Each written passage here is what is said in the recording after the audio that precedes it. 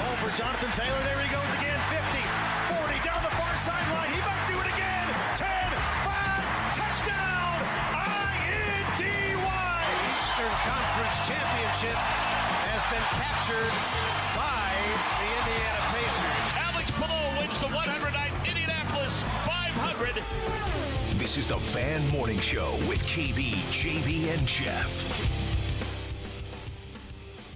Survive in advance. That was the story last night inside of Gainbridge Fieldhouse. The Fever extend their season by another game. So if you want to, you can make the long trip down I-65 coming up tomorrow night to the ATL. That's where the Fever will play a deciding Game 3, and I-65 might be a popular one coming up here this weekend. Colts and Titans, we start to shift gears there coming up as their first practice of the week is today. Good Wednesday morning to you, Kevin Bowen, James Boyd, Mark Dykton, Jeff Rickard as well with us here. I think we all have our hand raised, and a little bit of tough traffic on this Wednesday morning. I'm getting the tardy slips out because Kevin and Jeff were barely here. We were like 90 seconds away from showtime. Like, is this the Mark and James show today? What's happening? I was the first person here. I like it. Yes, I was. I have about a 27, 28-minute commute to work almost every day. And I usually get here, about 15, 20 minutes before the show starts. You're always in here. It took me 47 minutes to get in here today. There were routes closed. There were trucks backed up. I don't know what the deal was, but it took forever this morning. Man, all I'm hearing is excuses. I'm here. I got here. What kind of standard is this? Tardy slip. See me after school. James is enjoying this one. Yeah, I mean, I false started. I've owned my false starts. That's a false start, Jeff. Throw the flag. Throw the flag. Good morning, guys. How we doing today? We are good. Fever still alive after a dominant game last night over the Atlanta Dream. Yeah, we went over that before you got here, you know. I'm joking. But, yes, I did go to that game last night, Jeff.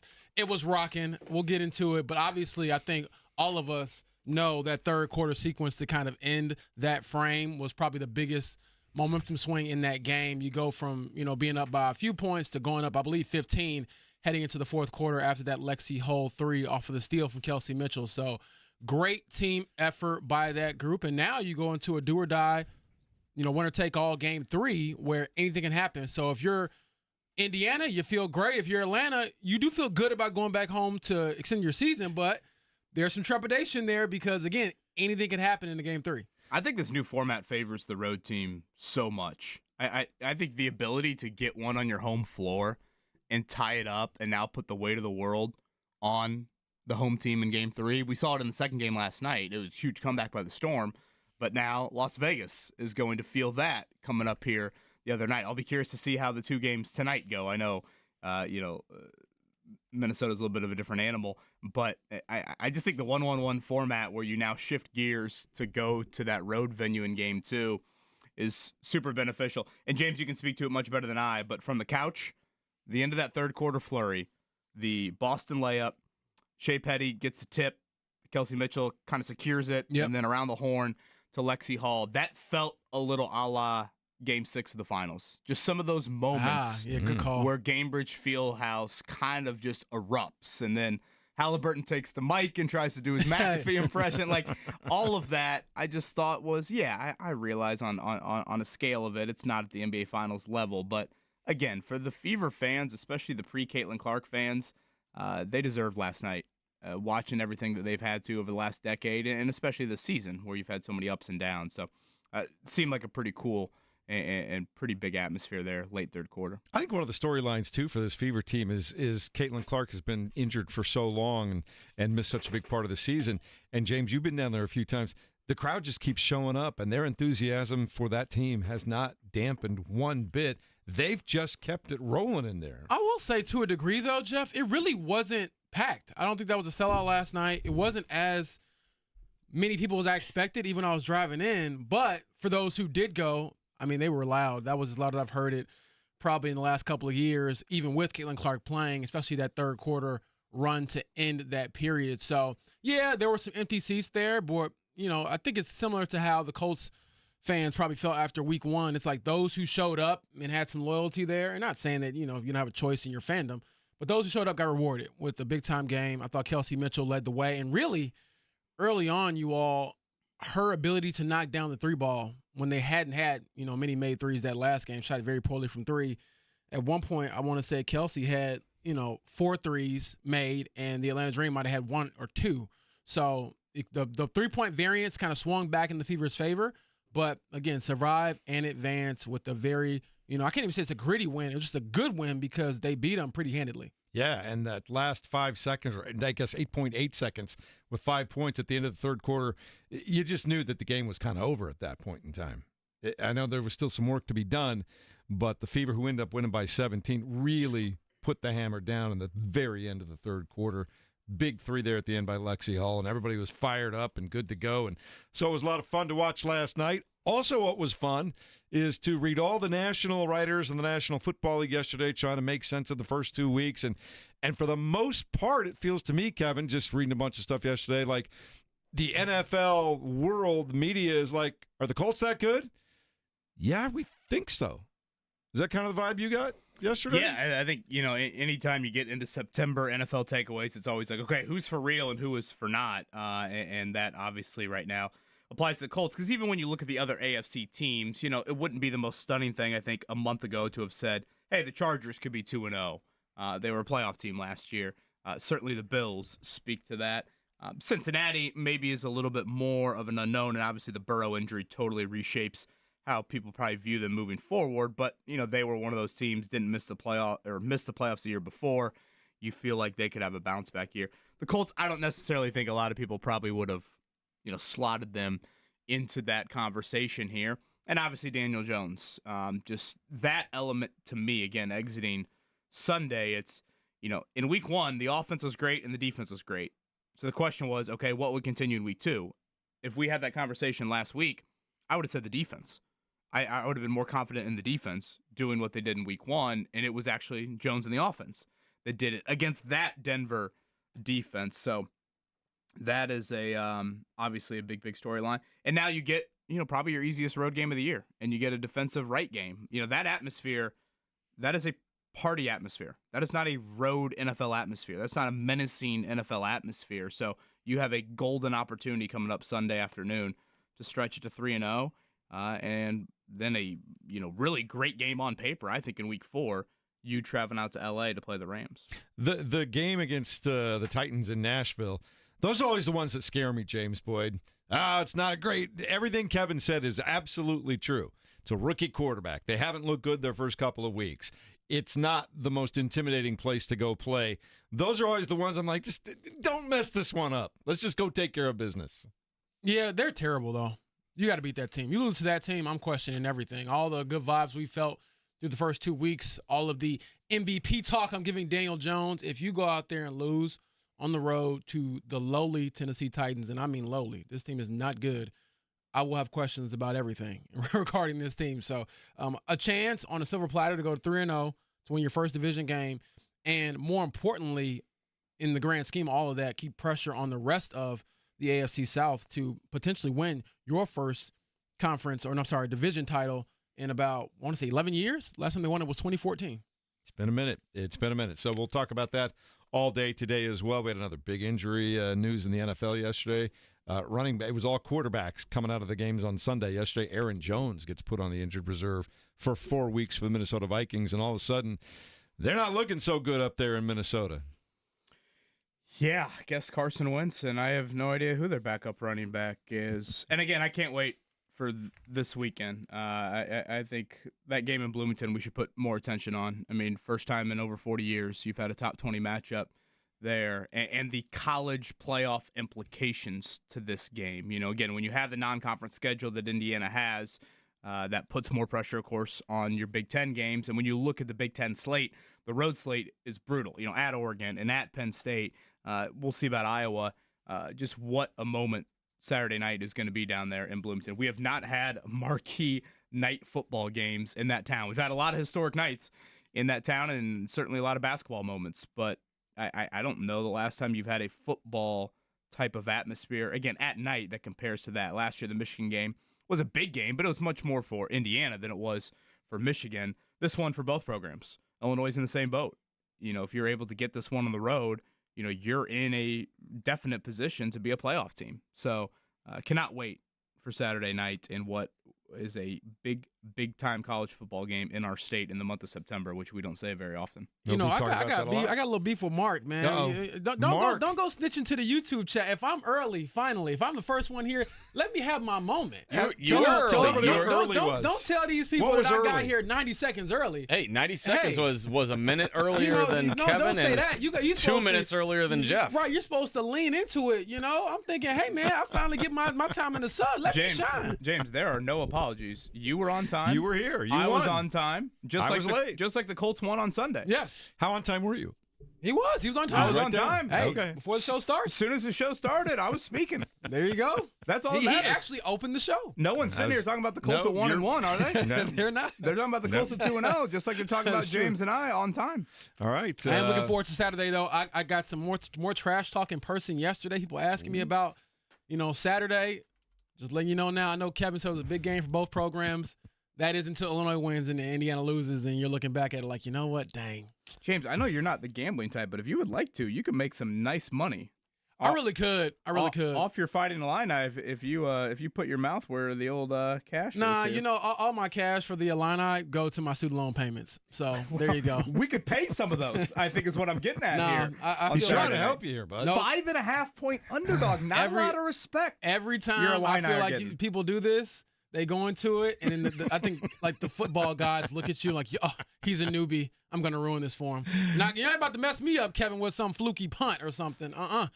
Staying away from that, and Illinois will win. I would just take my pride as the victory. 5.5. A lot to do today. Stephen Holder going to stop by at 8 o'clock, give us his latest thoughts on the Indianapolis Colts and their season so far. Ross Tucker will give us a national perspective at 9 o'clock. Thad Matta from Butler going to join us at 8:30 this morning. And just before that, we have a big announcement for everyone. So stay tuned for that. It's a busy day here at 93.5 and 107.5 The Fan.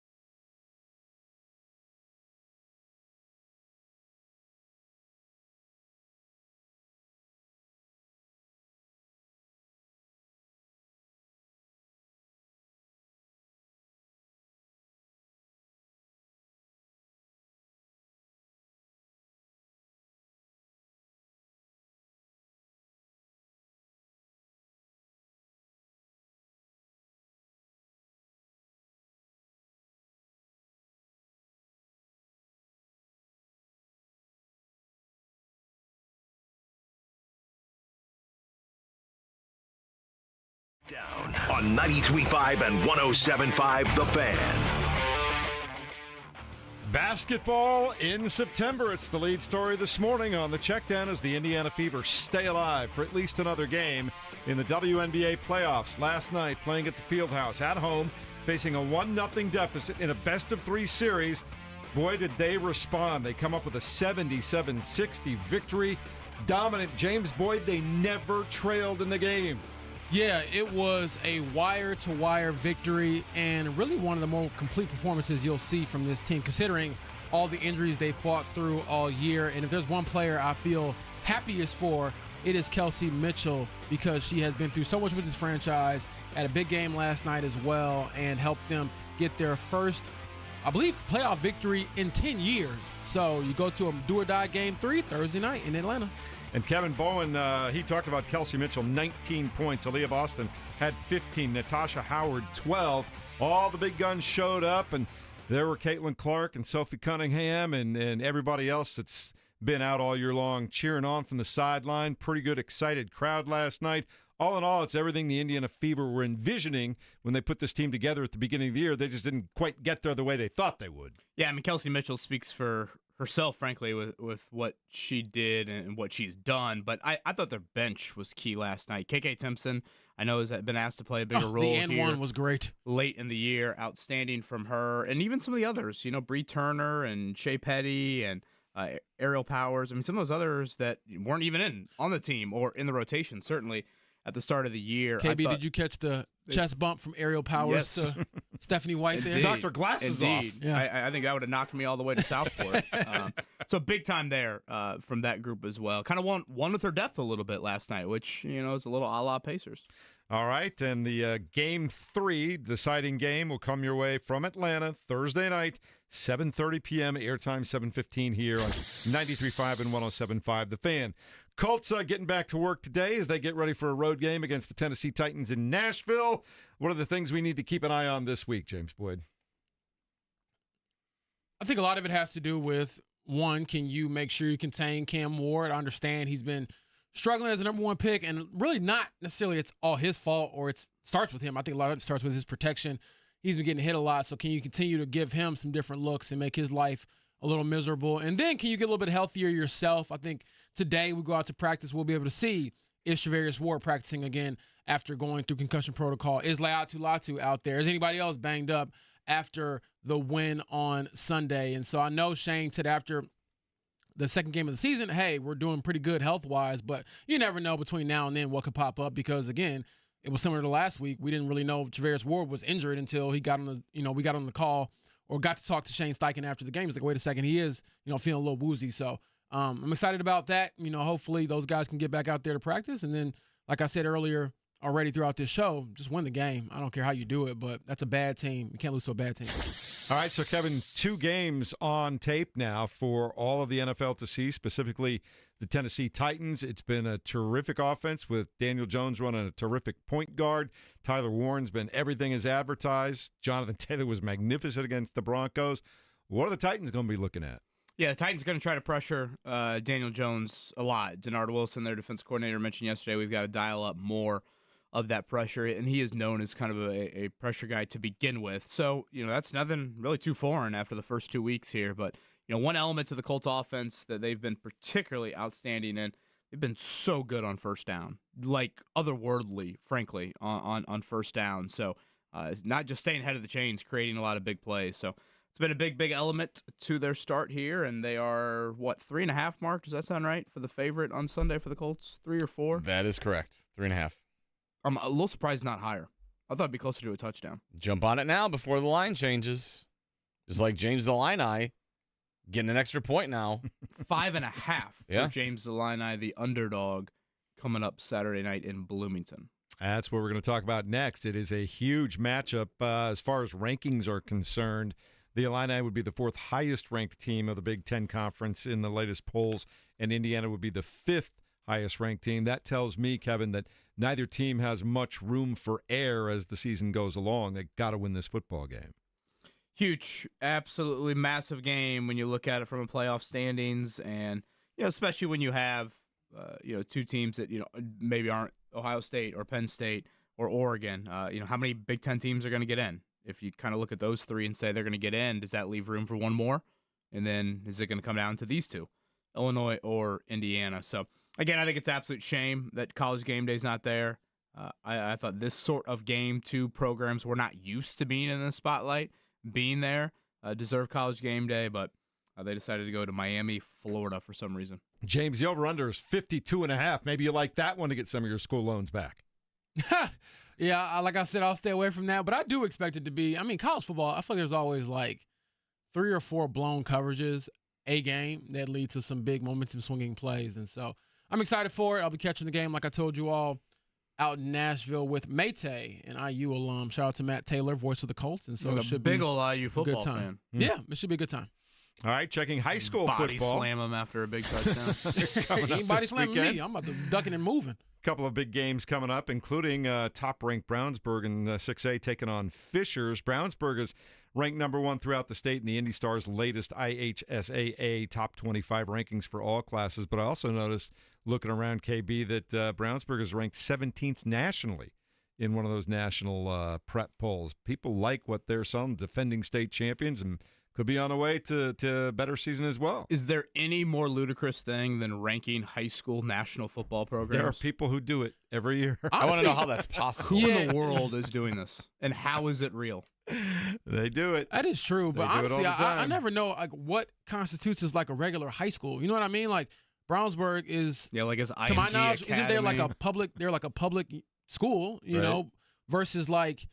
Again, IMG Modern Academy. Day, some of these programs where it's like they're like football factories essentially. So I don't know. It's Which weird. Nowadays there's probably some very blurred lines on even the public schools and who they're This is getting true. to play for their teams. Yeah. When back in my day, you went to the school that you grew up in that area for. We don't need to light up the phone lines here on Walk this the school Wednesday uphill morning. both ways, James. Yeah, you know me. I was walking miles.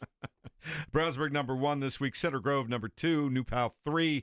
Carmel 4, and Crown Point rounds out the top 5 in the Indy Star IHSAA rankings right now. It's starting to get late. I'm still all in. There's still time, but the Reds suffered a big loss last night. They got shut out by the St. Louis Cardinals 3-0 at the same time the Mets beat the Padres. So the Mets now have a 3-game advantage over the Reds with just a week and a half of play left in the regular season. Also, 2 other teams unlikely. vying for that, the Giants and the Diamondbacks. D-backs beat the Giants by a score of 6-5. I'm holding out hope, though, Mark. I'm not dead yet, in the words of one of the great Monty Python You're tied with lines. the Giants. You're a game and a half behind the Diamondbacks, and you're behind the Mets. And I'm not dead yet. No, you are, basically. Just cut off another limb. I'm still not dead. No. How that goes. No, I mean, cutting off you got a limbs week usually left, leads and to you got death. a mountain to climb.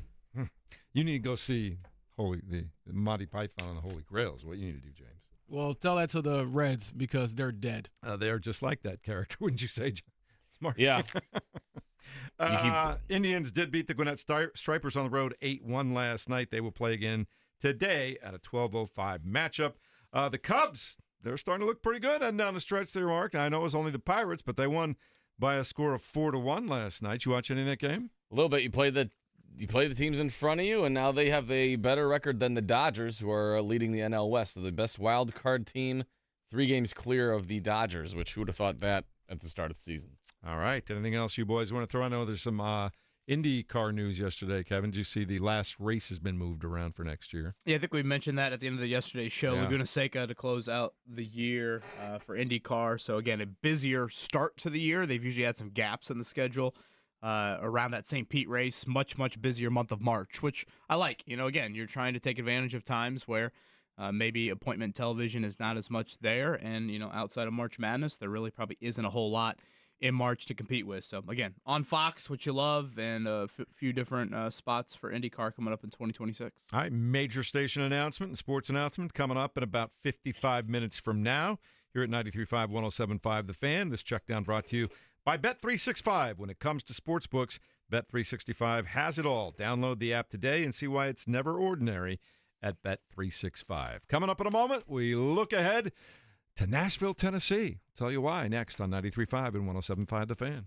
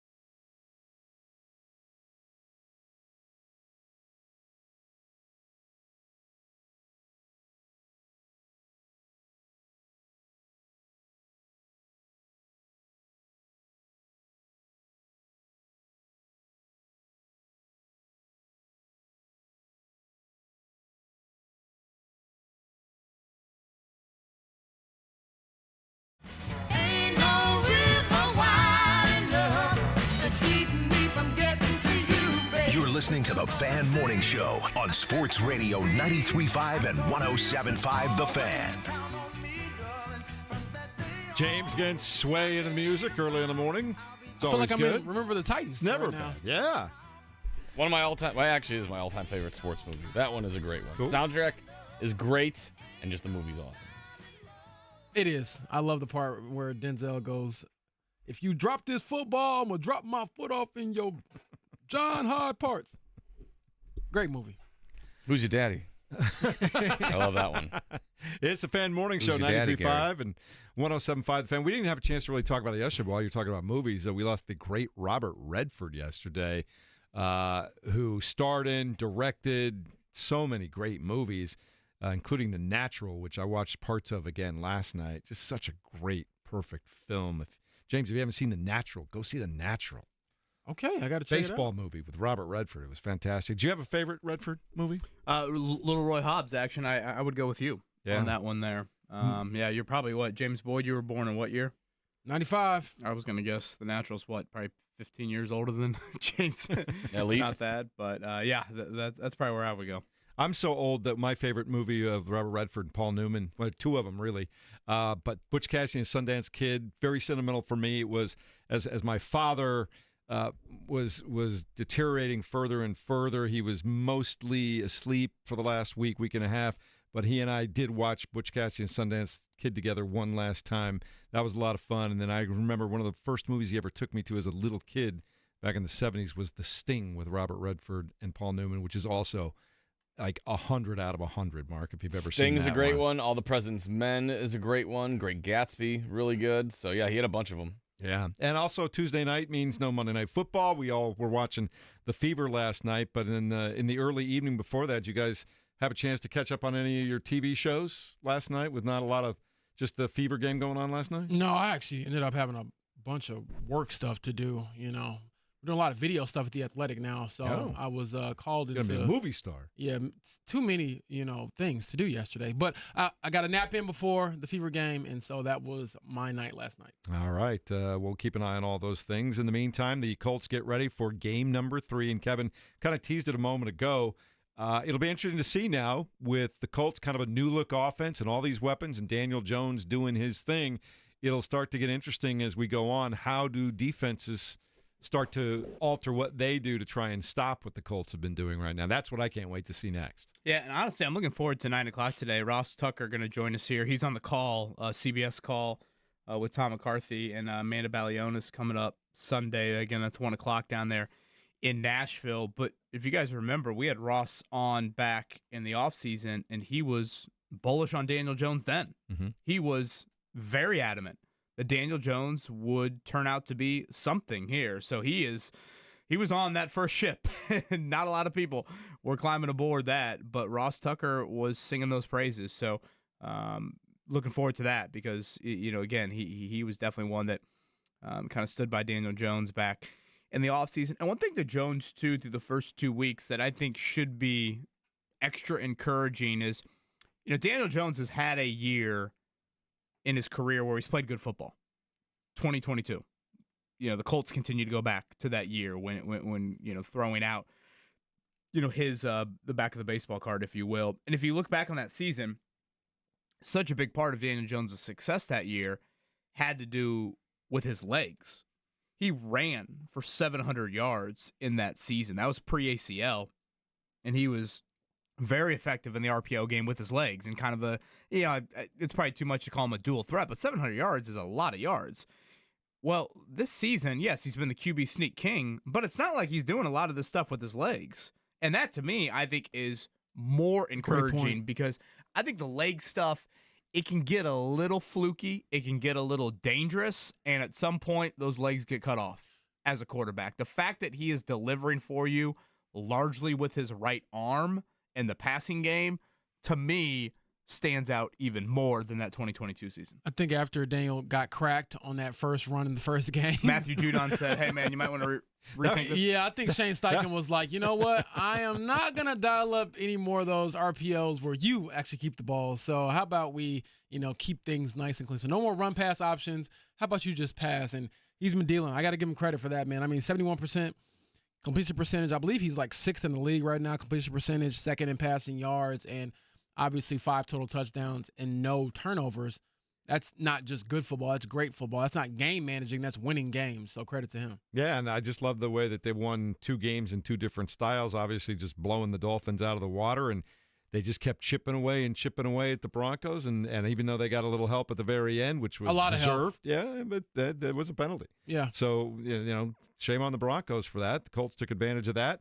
They found a way to look, a lot of times in the NFL, don't the coaches always say it, just find a way to win and move on. Yeah, and again, credit to Shane for owning that, because that wasn't finding a way. You got gifted away. That was some terrible late-game coaching there, but you live and learn from that. And usually, like I keep saying, you learn after a loss. I mean, usually in that scenario, you're not winning that game because of how poorly you coached your own team down the stretch. So I am curious, though, Kevin, as the season goes on, to see how he responds to more late-game situations where it is a bit dicier, because I have no issues with how he's called games leading up to the moment. It's just when you're in it, how do you respond? Because I don't think you can necessarily,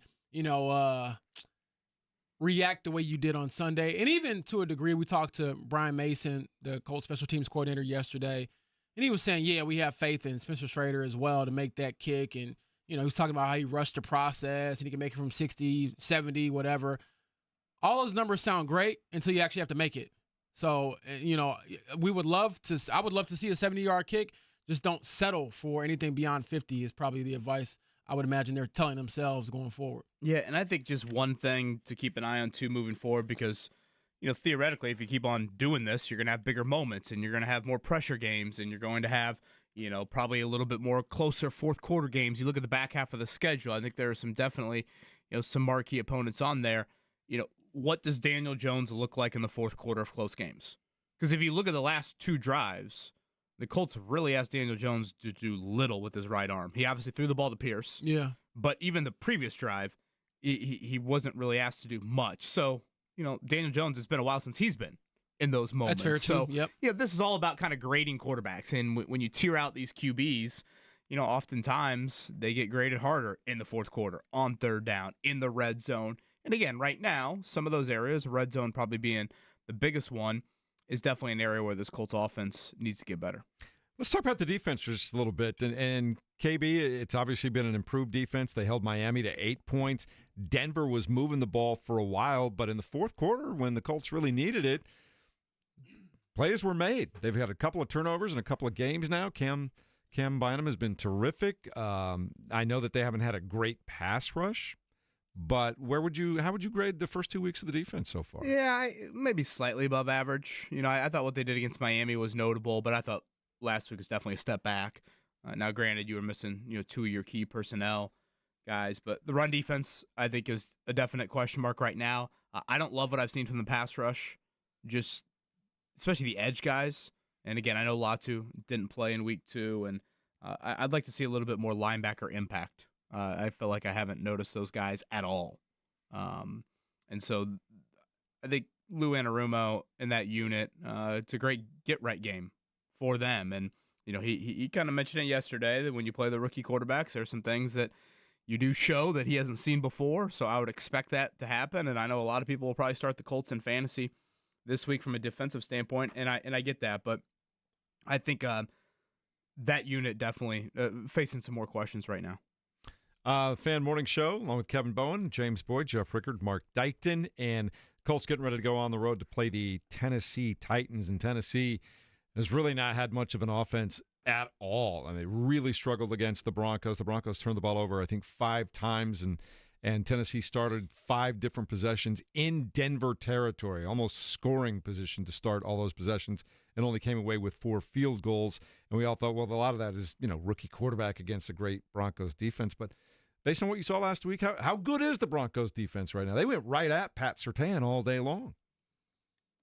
It's early, but, I mean, in fairness, I guess, to me, I haven't paid much attention to what Denver's got going on besides the game that they were in with the Colts. And, they have a lot of playmakers on that side of the ball. And so you have to give credit to how the Colts responded to that. I thought that when Daniel Jones had clean pocket, he took advantage of it. When he had pressure, he still took advantage of it. Now, the key there is that he just wasn't under constant pressure, because I don't think any quarterback is going to operate that well if you're constantly having to maneuver or run for your life or, get hit. And so there's been a pretty good balance there so far.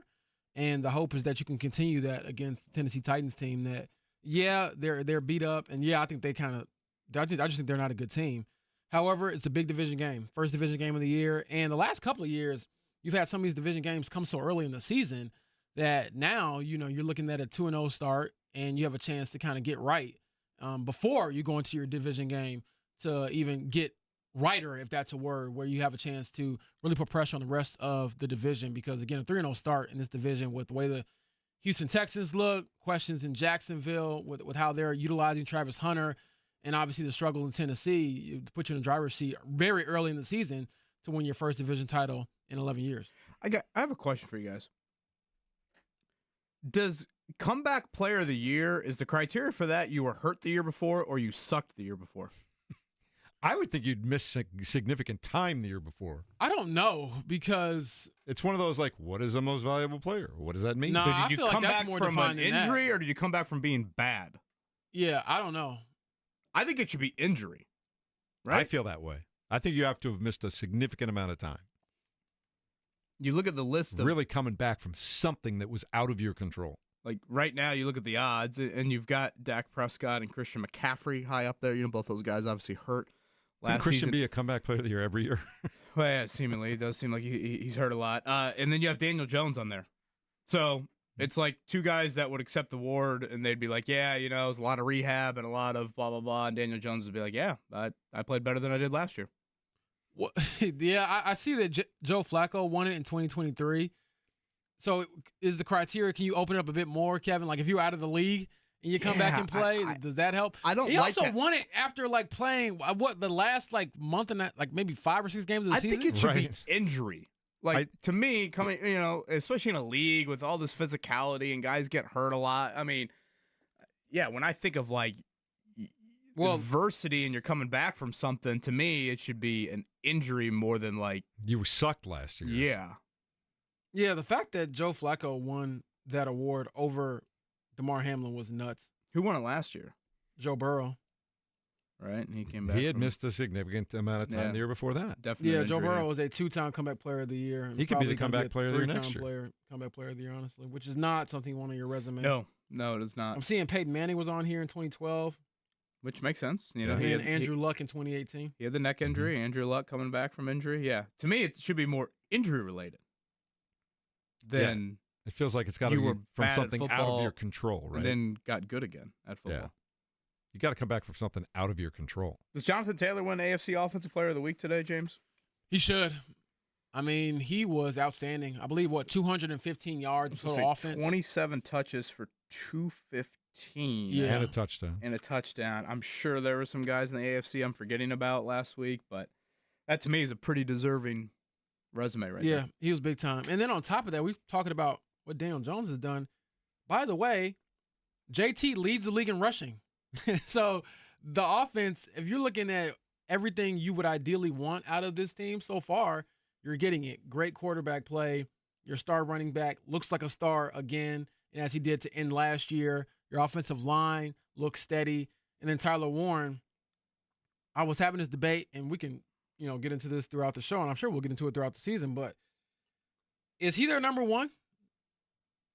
Because the way they're utilizing him Oh, easily, yeah. and what he means to this offense, I'm like, he's their number one option. He's their number one pass the catcher. air. Yes.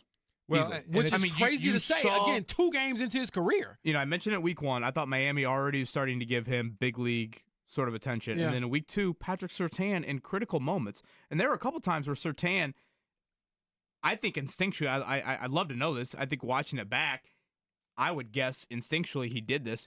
He peeled off his responsibility thinking the ball was going to Warren. And he was right a couple of those times. I don't know many tight ends that do this. And again, if Warren has, it's kind of a wild stat to me. If Warren eclipses 70 yards on Sunday, he will be the first tight end in franchise history to have 3 straight 70-yard games. And again, not just to start a season at any point in time, ever, right? ever. Wow. And these are the first 3 games of his career. And think about the Colts tight ends. John Mackey, Dallas Clark. I mean, Eric Ebron had a great season that one year. Jack Doyle, Ken Dilger, Marcus Pollard. I mean, the list goes on and on. Some of these I mean, hell, Kobe Fleener had a really nice, first season in the league. And for Tyler Warren to have done it in his first 3 NFL games, living up put to him in the Ring of Honor right now. Yeah. Well, here's the beautiful part about a tight end. Tight ends are used all the time to either force a defense to reveal themselves, what they want to do. But when you have a guy now like Tyler Warren, this is why I'm sure Shane Steichen just goes to sleep happy every night.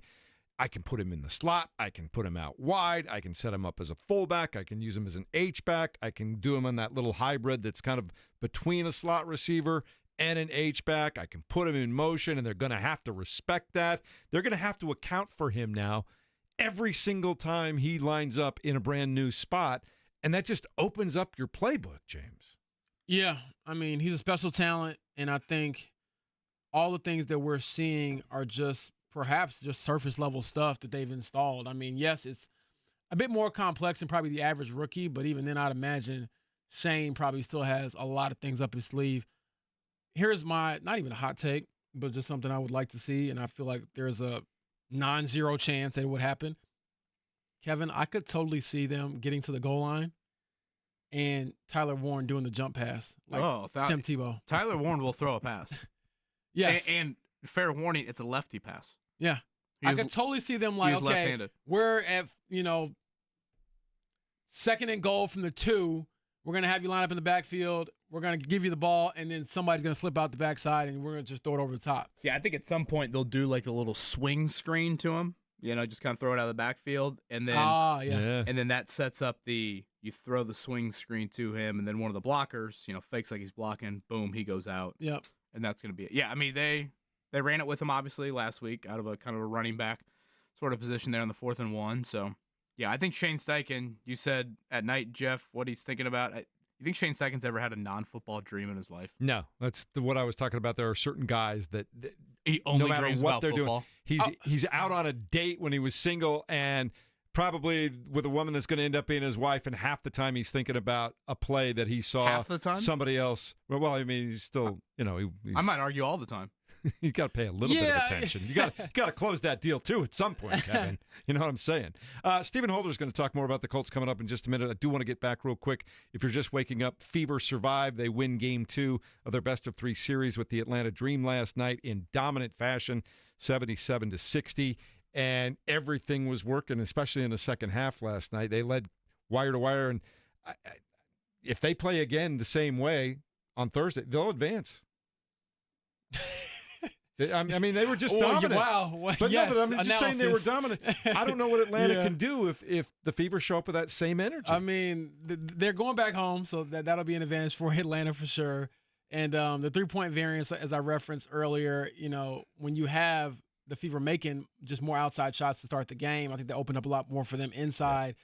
And then I thought that the Dream just got in their own way and really kind of wilted under the moment. They started arguing with the referees. At one point, you're talking to the crowd. All these different things are going on. It's like, just play the game. And I thought that the Fever did a really good job of establishing some physicality, which I think will be key going into Game 3 as well. And can you make enough outside shots to give yourself a chance? Because that, to me, is probably the biggest key beyond everything else. Like, I trust them on the interior. I trust Aaliyah Boston, but even she knocked down a couple of threes yesterday. And will that be the case again come Thursday night? I have this hot take that, like, if the Fever scored more points again than the Dream on Thursday, I think they're going to win. No, but my point was they played so differently last night in terms of energy and the way they attacked the basket and the way they defended it. Yeah, I know. It's crazy. Man. Did you hear his analysis, Mark? Open your ears a little. My ears are wide open. I did the Q-tip thing this morning. They defended the basket. They attacked, and they were by far the aggressive team last night. And so, Jeff, just tell him to shut up next time. Come on, man. Can you kill his mic from over where you're sitting? No. Is he the only one who controls these things? This is what Mark adds to the show. Every show needs a good troll. Mark perfectly performs that role. Uglier the game, the better for the Fever. Yeah. Like, I thought last night was pretty ugly, those first couple quarters. Oh, brother. Yes. And so I think that favors the Fever. Like, this is one of those clincher, you know what? I mean, this is Atlanta's got the weight of the world on them. Mm-hmm. I mean, the Fever. I mean, and they haven't really been there. Like this version of them, exactly. they haven't They been hadn't there in a won a long playoff time. game in 7 Exactly. or 8 I know years. Brittany Griner is like, the most established player over there, but even she's coming off the bench now. She's not playing a lot. Their lead dogs, they have not been in this situation before, which is an advantage for the them. Fever. So I think, and again, the Fever's reaction to last night, rightfully so, it's kind of like that's a cherry on top of the season. Like if the Fever lose tomorrow, probably universally people are going to be like, that was still a successful year, given all the injuries. You finally won your first playoff game in X amount of years, all that stuff. Whereas Atlanta, you got the best record in the Eastern Conference, and you bow out in round 1 to a Fever team with more women in street clothes than playing. Yeah. That's not going to be considered a success. So you get it ugly, you put game pressure on them late. I think it definitely could happen. And Mark, the point was, to finish the thought, the game they played last night will travel well to Mark. Atlanta. That Just was the busting your point. balls on this Wednesday morning. That. Yeah. We'll be late to Stephen Holder because we're still going to talk about Squishing it. the prunes a little bit. That's Keys all to the we're game doing. brought to you by the Hubler Automotive Group. Check out your next car at drivehubler.com. Indiana's giant automotive group, as promised a moment ago. Stephen Holder up next. It's the Fan Morning Show at 93.5 and 107.5 The Fan. Mark.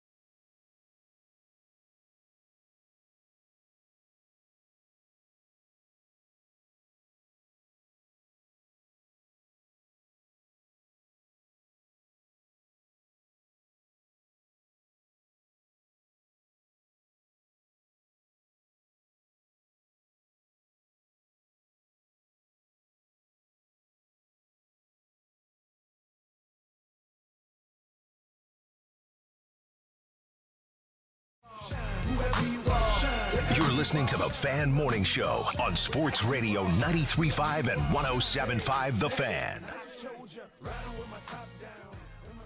There you go. We're off and running on our Wednesday morning. We've made it to the midway point of the week. Major announcement coming up in about 20 minutes. But in the meantime, the Colts off to a 2-0 start, played their first divisional rival of the season on Sunday in Nashville. And joining us now on the Payless Liquors hotline to give us all the skinny on it, here's my man, Stephen Holder. How you doing this morning, sir? Doing well. How are you guys? We're just living the dream right here, talking football and hanging out with you and getting ready for the Colts. And I'll ask you the same thing. I was perusing all the national writers yesterday and looking at ESPN.com and CBS and Pro Football Talk and everything else, and everybody had one question. Are the Colts for real right now? Can we believe in what we're seeing? 2-0, that offense functioning at a high level. What do you say? So I tend to have a rule where I tell fans, because they always want to know, like, hey, what about this? What about that after 2 weeks? And I always say, look, give it a month. However, so that's typically my rule. However, some of this does look sustainable.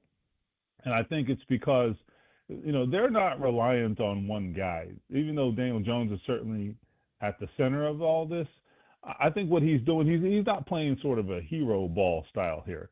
He's getting the ball to different guys. They've had 8 different guys catch balls already through 2 games. They have Jonathan Taylor doing Jonathan Taylor things.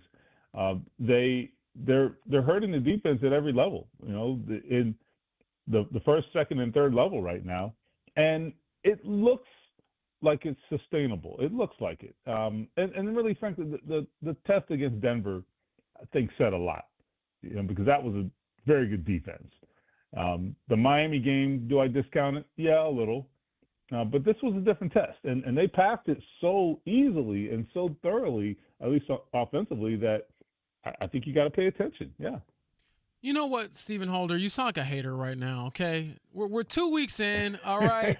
Drink the Kool-Aid, my man. These are vibes we have not felt in 16 years being 2-0 for the first time since 2009. But on a more serious note, there are some, not like big red flags for me, but there are a couple of things that I'm worried about. And we were talking about it in the first hour of the show. What do you think of this linebacker group so far, and particularly what it means for the run defense? Because that's one area of this defense, really of the team, that kind of stands out to me as a bit of a sore thumb. No, I think it's not good, and the Colts know it's not good, which is why they've made moves there in recent weeks. A waiver claim, bringing in Anthony Walker to be on the practice squad as some depth. I mean, I think they've acknowledged that that's a problem. It hasn't really hurt them yet, but I do think it has. It hasn't been great though. It hasn't been great, and I think when you have a defensive performance like you did in week 1, it doesn't show up as much, right? Because you're getting the pass rush and everybody's eating. It was a little bit more of a struggle this past week, and there are going to be games, I think, over the course of time where teams, probably exploit that. That's the thing. I mean, good coaches and given time, they're going to find ways to exploit your weaknesses, and that is a weakness. So the right coach with the right situation is going to be able to exploit that, and it's up to the Colts to figure out a way to prevent them from doing that. They have to understand their own blind spot there and do something about it. And then sticking with your hater ways, because obviously, you were the only one on the beat who doubted Daniel Jones, but I thought you actually got some real emotion from him after that game, Stephen. And when you phrased the question of like, hey, let's be honest, there were doubts about you, I was thinking, I was raising my hand in the back like, yeah, I doubted you. What'd you think of his response to that? And perhaps seriously, Stephen, some of him peeling back that curtain a bit and letting us know, okay, I am human, and it does feel good to kind of get, at least early on, that last laugh. I appreciated it because he hasn't given us anything when it comes to, acknowledging that, hey, buddy, you had a rough time in New York and people don't believe in you. I mean, like, acknowledging that is not necessarily being a hater, as James would call it. But I mean, no, but I mean, look, I think I'm reading the quote here. He says, he says, what people are saying and what the narrative is. So, there's a little bit of that. He's talking about, like, is there satisfaction? Yeah, there's a little bit of that. But he also finished it by saying, look, it's 2 games, and, I've learned to take it 1 week at a time, et cetera. However, I do think for Daniel Jones, that was a very big admission because he at least acknowledged it, which he had not done with us. I think he might have kind of, sort of done it with McAfee on the show last week. But even that, it was a milder version, I thought. So, I think you have to feel good for Daniel Jones. Listen, no matter what you felt about his acquisition, no matter who you wanted to win the quarterback battle, any of those things, right? Daniel Jones has never, to my knowledge, in his 7 seasons, has never been a jerk, has never been given anybody a reason to root against him. He's never done anything to create any kind of opposition to him, the person. And so you have to feel good for him, given all of that. Stephen Holder, ESPN, with us here on the Payless Liquors Hotline. First road trip of the year for the Colts coming up. 3.5-point favorite over the Titans in Week 3. Stephen, do you think the Colts felt the loss of Latu or Mooney Ward more last week? That's a good one, and I actually think those were the 2 worst positions for them to be missing. But I wonder if it was Latu, just because the rest of that group just didn't create any pass rush. Don't get me wrong; they missed Mooney Ward, and the Howard performance, I think, speaks to that. But there was just really no pressure on Bo Nix throughout that game, no consistent pressure. And I was disappointed in that, frankly, because that tells you the performance of Week 1 maybe was a little bit of a mirage, or at least possibly was a mirage in terms of the pass rush. But Latu can get there organically. He can win matchups, and I think he's the guy who has to win this year. And he gives them someone else to focus on as opposed to just DeForest Buckner and the rest, being single blocked. I think that's the reality there. With the loss of Mooney, I think if you're going up against a higher powered offense, and look, the Broncos scored a lot of points in that game, so they did fine. But I think if you're going up against a higher powered offense, that could have been even more troublesome for them. So all I can say is I think the word is that there's progress on both those guys, and hopefully they get them back because they really can ill afford to lose either one of them. Stephen Holder joining us here on the Payless Liquors Hotline. And Stephen, while we're talking about defense, what's the energy addition and not even that, but even what he provides on the field from Cam Bynum so far these first 2 games? I mean, he cannot be dismissed. How much is he meaning to this defense right now? I mean, I think Cam is just his presence is just infectious. He is the kind of guy who teammates feed off of. I think that's exactly what you want. You want a guy who not only makes plays, but also just kind of instills some energy in the entire unit. And he's a unique guy. There's no question about it. He's just a unique guy. He is perpetually happy, but he also is very serious about his craft too. So it's not just I want to make interceptions and go dance. I mean, this guy studies. He works. I mean, we heard that from Lou Anarumo yesterday, and I think you're seeing the result of that. That is not an accident that he's in the right place at the right time. You make your own luck.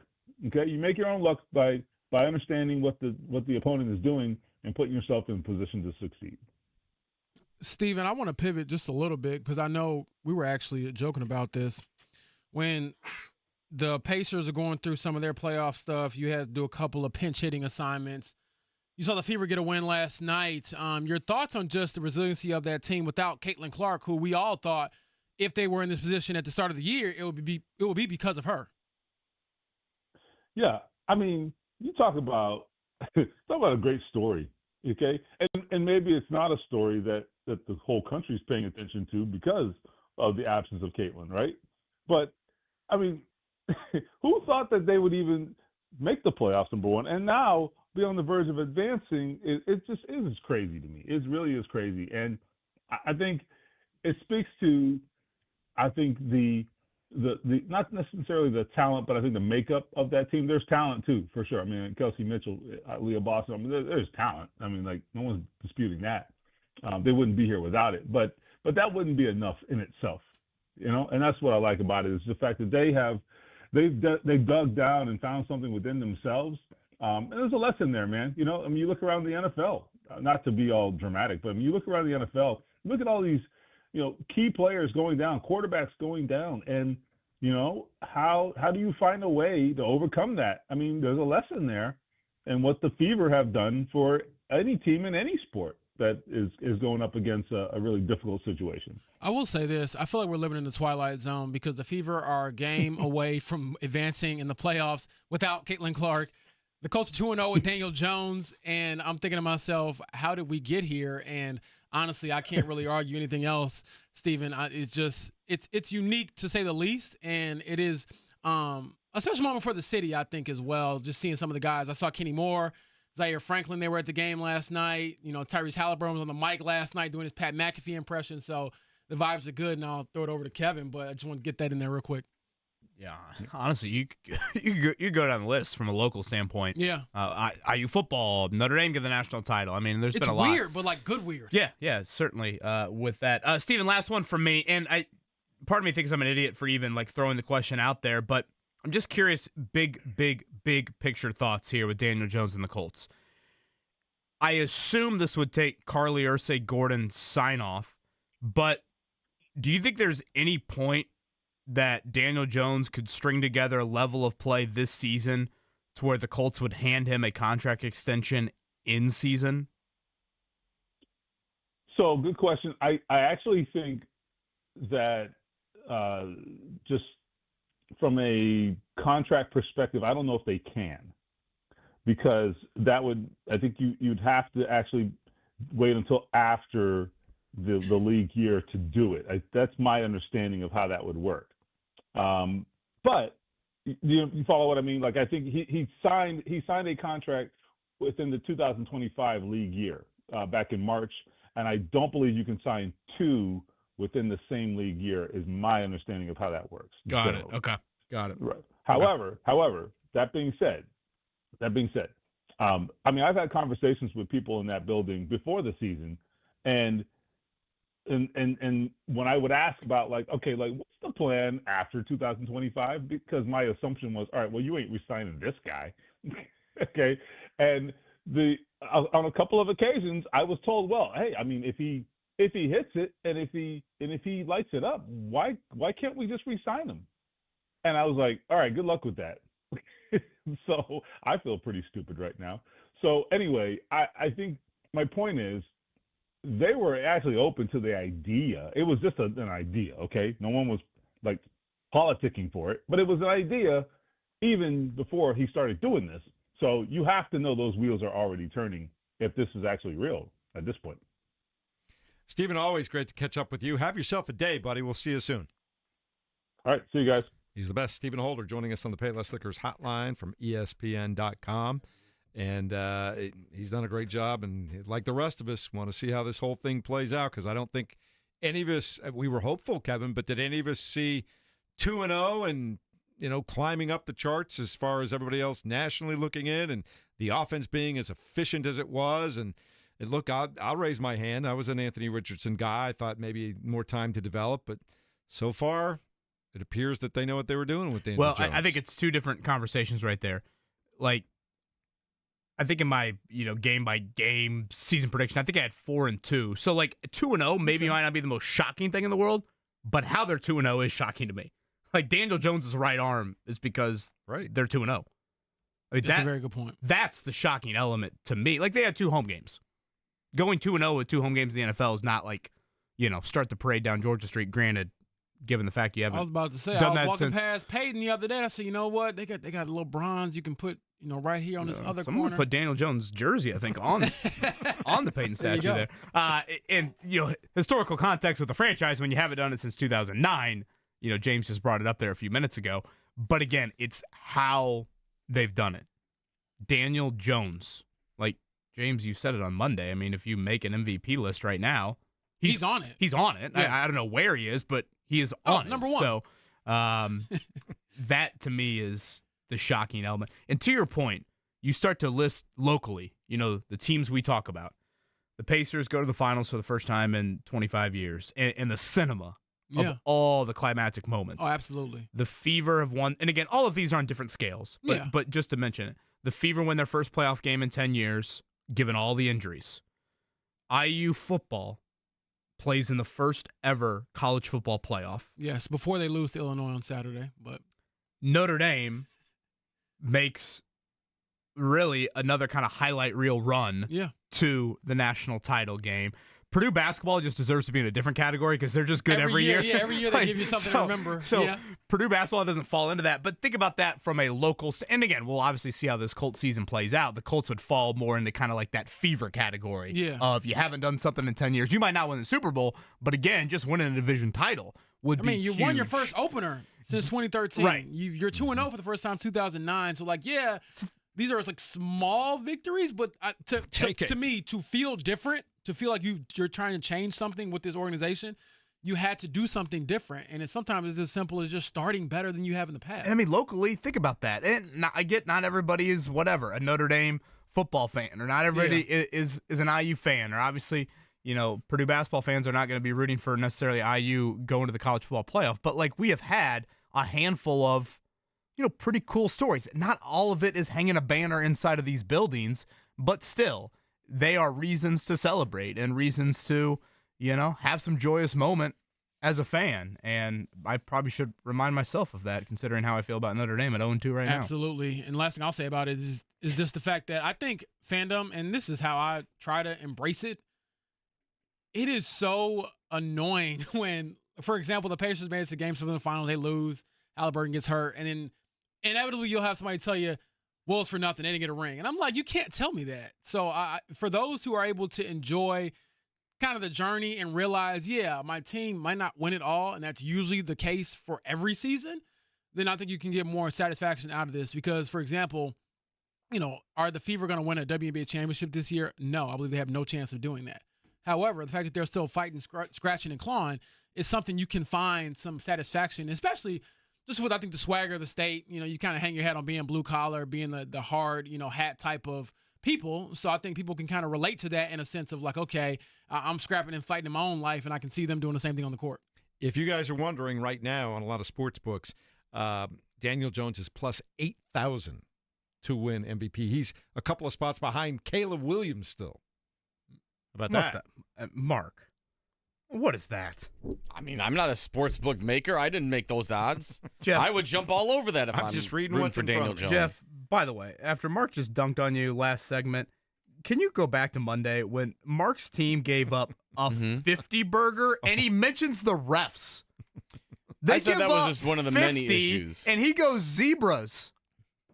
I mentioned it because it was an egregious That order. is absolutely pathetic. That is crazy, but you know what? I like the doubling down from Mark. Stop it, James Boyd. You got to It was a double 14-point You're just swing. trying to draw lines in the studio. No, That you is gotta double down. That was ludicrous. If you are you with your give up team, 50 and you're going zebra on me? 14-point swing and that call alone. Exactly. Right there. I'm never gonna say it's my fault.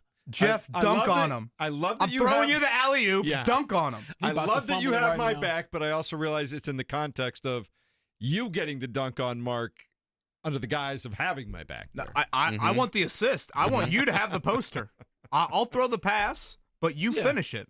It was insane by Mark, but you I gotta will say understand that's this. fandom. Man, Mark, Did you see the I icy? suck. I am terrible. Wow. I agree. Kevin sucks. Did you see the icy was that in handshake between reference to, Dan Mark? Campbell and It's yourself. and Ben Johnson after the game on Sunday?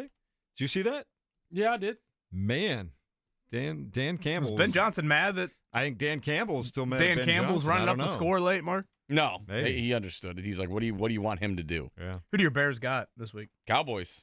America's game of the week, apparently, with Tom Brady peeping eyes for the Raiders in week 4.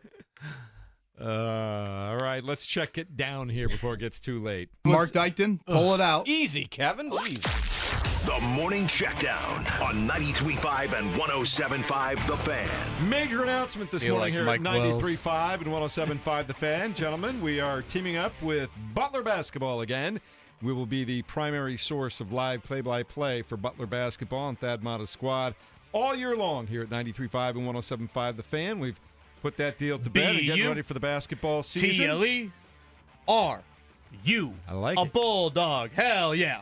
Can we get you in the Bulldog costume one of these days? I've been known to wear a banana suit in the Butler student section before, back in my collegiate days. I like it, and we will Lived have quite the life. head coach Thad Matta on in about 10 minutes to tell us a little bit more about how the team is shaping up this year. So we're looking forward to that. So Butler basketball back on 93.5 and 107.5 The Fan, and we're looking forward to that. Meanwhile, the Indianapolis Colts back to work today over at West 56th, getting ready for their first road game of the year, their first divisional game against the Tennessee Titans, and you have not been impressed by the Titans so far, James.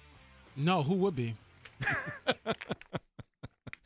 Simple enough. Kevin, what I'm is Tennessee? serious. I know. What does What? Tennessee need to do to try and get back on track at home against a Colts team that's been hitting on most cylinders offensively? I thought James's answer was perfect. There you go. Honestly, Tennessee's This offense. is why it scares me, man. Tennessee's offense has been awful, and their defense has been slightly better than awful. They're dealing with a lot of offensive line injuries too. Cam Ward's been sacked 11 times. They've had some drops.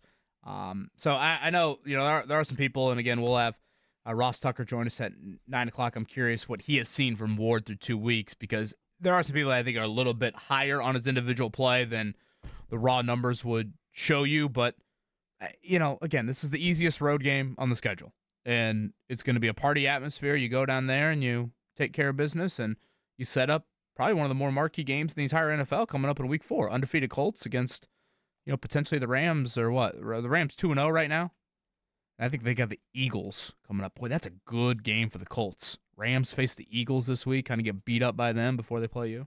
I like it. What are the odds, since we've been talking about odds all morning, Mark, what are the odds that by the end of the weekend, James Boyd comes back having matriculated his way into somebody's bachelorette party? Oh. Well, that's probably a pretty high number. That's Nashville. Nashville is definitely a pretty high I tell you what, bachelorette party if they hear my karaoke, we belong together. Where I carry, Yep. you never know what could happen. It'll be Peacock strutting into the old Nissan Stadium coming up Sunday morning, man. Maid of Honor is going to be winking at James from across the Yep, and I across get the it, bar. and I hit it with Kickoff at noon Central is going to come early. Yeah, and then I hit it with the baby. I'll never see you again. Oh, man. All right, As let's long move as you're on not to seeing her in 9 months, then you're good. looking ahead to college football this coming weekend. Where do I go from there, Kevin Bowen? Big one in Bloomington coming up on Saturday night. Your Saturday slate, locally, you can just NBC it. Notre Dame, Purdue, 3:30, and then IU and Illinois after that. Again, just an awesome atmosphere down there. But have you seen the secondary ticket market? People are not messing around with this ticket here. Again, this is really the marquee home game on the slate. A lot of good road games coming up for Indiana this season, but cannot wait. You don't say this often in the state. Anticipation for September football from a collegiate standpoint, but Signetti and Bielema Saturday night. James, no interest in defending your honor and putting some money down on your alma mater. No interest at all. I bet with other people in my real life, and that'll cover it. All right, that one comes your way. I feel like I actually enjoy that better. Having to go hand somebody some money in person. Oh, Our coverage starts at 6:30 Saturday night here at 93.5, 107.5 The Fan. Kick comes your way at 7:30, and Notre Dame. I'm with James on that, by the way, for a quick second. Should we make an amendment to bets nowadays? Like, if you bet your friend, like James, if you and I bet a money value on Fever Dream tomorrow night, and if I lost, I'd probably just Venmo you, right? That's how we do it in 2025. Should there be a transactional, here is my dollar bill, I have to take it out of my pocket, and you now get something that's mine? Yeah. I feel like that should be an element of every person-to-person bet. You can Make it Venmo personal. You can Venmo 99% of the value, but there needs to be I hand you something. absolutely, because in that transaction, And you crisp it up, and you pull out the rectangle and you Yes. stretch it out a little. Max Look, and I Rosie come not from- included. I come from the Jesse Boyd school of trash talk, and all he does with his friends for my entire life, you lose the bet, you got to pay up in person, and that 3-minute interaction is when you just got to eat it as far as, you know what, that team was garbage, you were wrong, you're terrible, never bet again, all those things. I like it. Now that we got that settled, we'll also let you know that Notre Dame will be playing Purdue this weekend. I know Kevin's looking forward to that. And last night over at the Fieldhouse, big news. The Indiana Fever stay alive in the WNBA playoffs. They win Game 2 of their best-of-3 series with Atlanta, 77-60. Kelsey Mitchell, 19. Aaliyah Boston, 15. Natasha Howard had 12. Third deciding game comes in Atlanta tomorrow night at 7:30. Airtime here at 93.5, 107.5 The Fan. 7:15 with Eddie Garrison. Thad Matta coming up next, the head coach of the Butler Bulldogs. This Bet365 checkdown has been brought to you by Bet365. When it comes to sports books, Bet365 has it all. Download the app today and see why it's never ordinary at Bet365. I know it's football season, but a quick peek ahead to college basketball is next at 93.5 and 107.5 The Fan.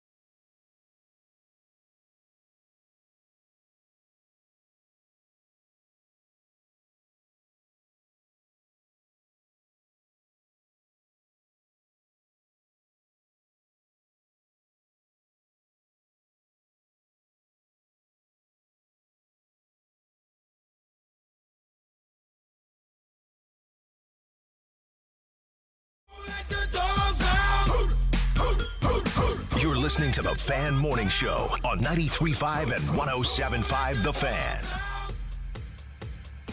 Big announcement this morning. Not only are we the home of the Indiana Pacers, the Indianapolis Colts, the Indy 500, Indiana University, but Indianapolis' own Butler Bulldogs. Once again, airing here on 93.5 and 107.5 The Fan. We're going to be excited at that. And coming up in a minute, we'll talk to the head coach, Thad Matta, who joins us on the Payless Liquors hotline now. Coach, we're ready for another season. I know you're just a couple of weeks away, and we're happy to have you guys back. We're excited about it. How excited should we be this year? I think I know I'm excited, and isn't it odd? It's September 17th, and we're talking college basketball. Love it. I know, right? It's amazing how it's become just kind of year round for us, and we've got 10 new guys on the roster, and now in college basketball you can practice in the summer and even into the fall. You got like time limitations, but I think these guys have made great strides. I'm excited. I like the group that we got. I think that we're as athletic as we've been. We've got length, we've got size, and just a really, really good group of guys that have done a great job so far. Coach, great to hear your voice. Thanks for hopping on. And James and I were fortunate to come to practice probably about a month ago, and the amateur eye did indicate definitely some more athleticism, as you mentioned, and length. How big of a focus was that in retooling your roster here this offseason? Well, it was very, very important to us. I think that was the thing that I said is we've got to add athleticism. I've had the pleasure of coaching some really, really good college basketball teams, and we were athletic because when you play in the Big East Conference and you got to go through 20 games, in the end that adds up for you of just having guys. You look at last year, I think led 13 of 20 games at halftime in the Big East, and a lot of times we ran out of gas. We weren't as deep. Jamie Kaiser not playing for us last year set us back a little bit, but I think just from the standpoint of we wanted speed at positions, at the point guard position. We wanted longer athletic guys, and I think we did that, and especially at the center position, we're much, much more athletic there. You talk about that athleticism, Coach. What has the addition of Michael Ajayi been, at least just early on, as far as you getting him acclimated to your program, and what's been your impression of the former Gonzaga product? Yeah, I tell you, I love Michael. I mean, his work ethic is second to none. He's done a great job with his body. I mean, he's one of those guys. He's in the gym for hours every day, just trying to get better. He's very focused. He's a cerebral kid, and I've enjoyed just sitting and talking with him and getting his thoughts and trying to shape his mind. We're going to need him to be a really, really good player for us this year, and I think that's what he's looking for when he left Gonzaga to come here, and expecting big things from Michael. With the head coach, the Butler men's basketball team, Thad Matta, joining us on the Payless Liquors hotline. It's such a special place for college basketball, and the conference is no joke. For you as a coach and coming back, and have been back for a bit now, but what makes it so special to you, Butler basketball? Why is it just different there? I don't know. It's odd. Being a guy who played here and then obviously coached here as an assistant and second stint as a head coach. There's I don't know what it is. It's hard to explain. I tell recruits, and I try to get them to do it. They never do it. But I remember my father and I think it was like 86, back in the late 1900s, we walked into Hinkle, and I just looked around and I said, I'm coming here. And I'm more of a throwback, old school, raised in a small town. But I don't know. I find myself at times in practice kind of just looking around Hinkle and being like, wow, just everything that's ever occurred in this building. And it's still pure. That's, I think, the thing that I love about Butler. And, college athletics has become a business. It is what it is. And but I think there's still pureness at Butler in terms of the type of kids that I tell recruits, like, hey, we go to class here.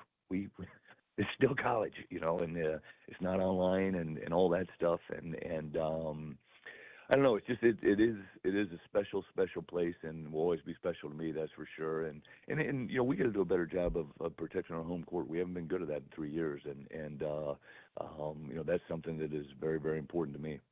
Coach, kind of big picture, and this is probably more of a college basketball question. Obviously, you've been in the game for a long time from a college standpoint. One of the more popular storylines we've seen in recent off seasons is about the NCAA tournament and potential expansion to it. We will not get that this year. It is sticking to 68. I know a coach's opinion might differ than some others in the business. Do you have an opinion on whether or not the tournament should expand? I do. I think that I remember, I think it was Bob Knight back in the 80s said, let everybody in. And you know, I've always been a component. Let as many as you can, because it's so subjective now. And when you think about it, you know, it's basically like computers that are deciding who goes. And me not being a tech guy, that's probably not a good thing. But you know, you look at some of these conferences now; they don't even go to the conference tournament. And like, what do you go to college for? Or, you know, I know what you go to college for. I didn't mean that, but like, you know, the team that doesn't get to go to their conference tournament, that's like, I don't know. I mean, is that truly March Madness? No doubt about that.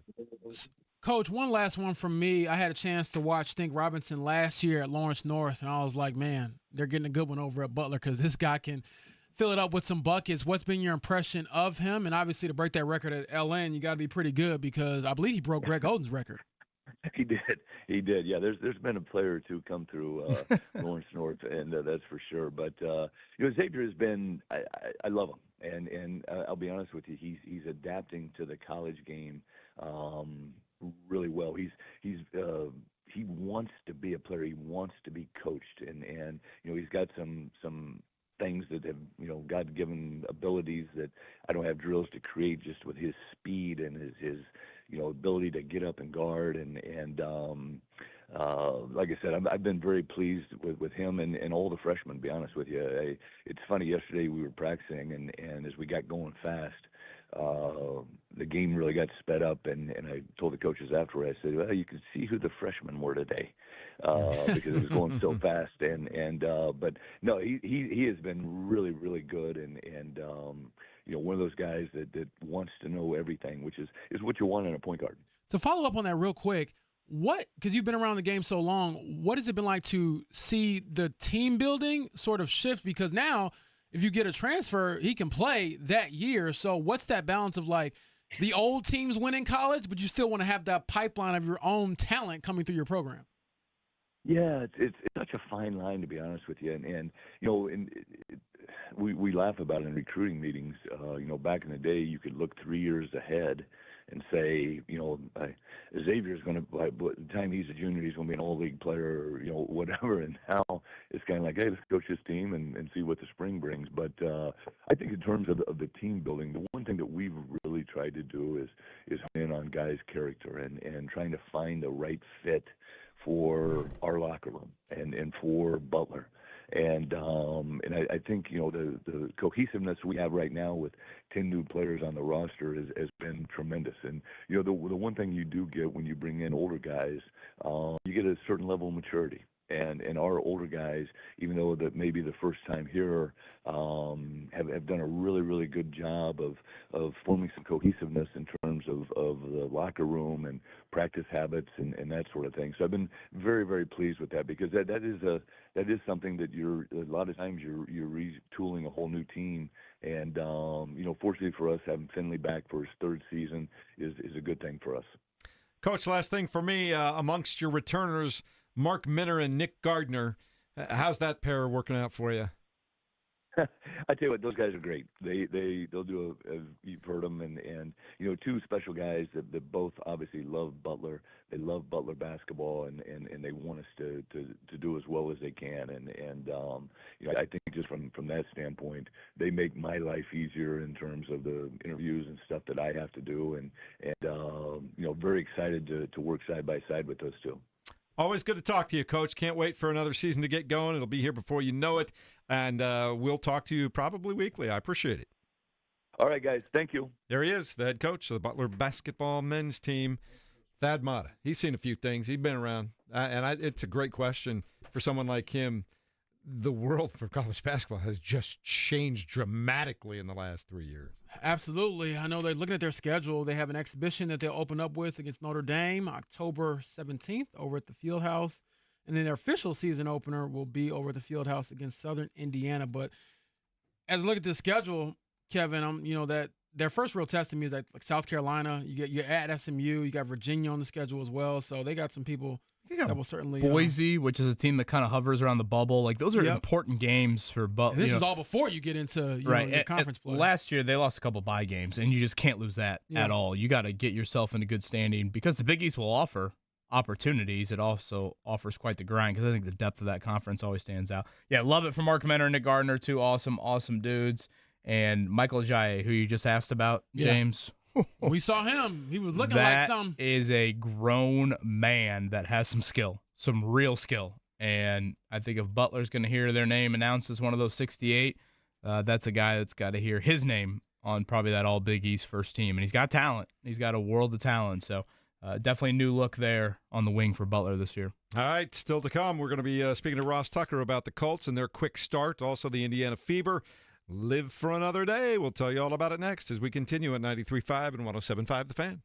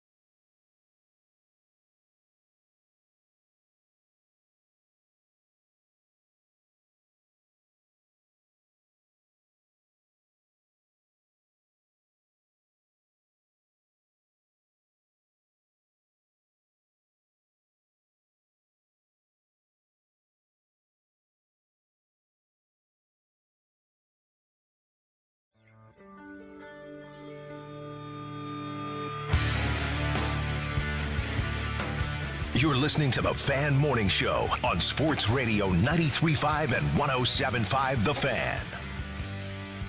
More Colts talk coming up with Ross Tucker in about 10 minutes from now. In the meantime, the Fan Morning Show rolls on. Mark Dykton just busting everybody up this morning. Kevin's got everybody's back. James is like, you go down, we leave you behind. I'm just trying to hold it all together, man. Is that pretty much an accurate reflection of the show so far? Kevin, you were putting in the morgue basically in the break. You thought he was dying and are you okay? Checking out for good.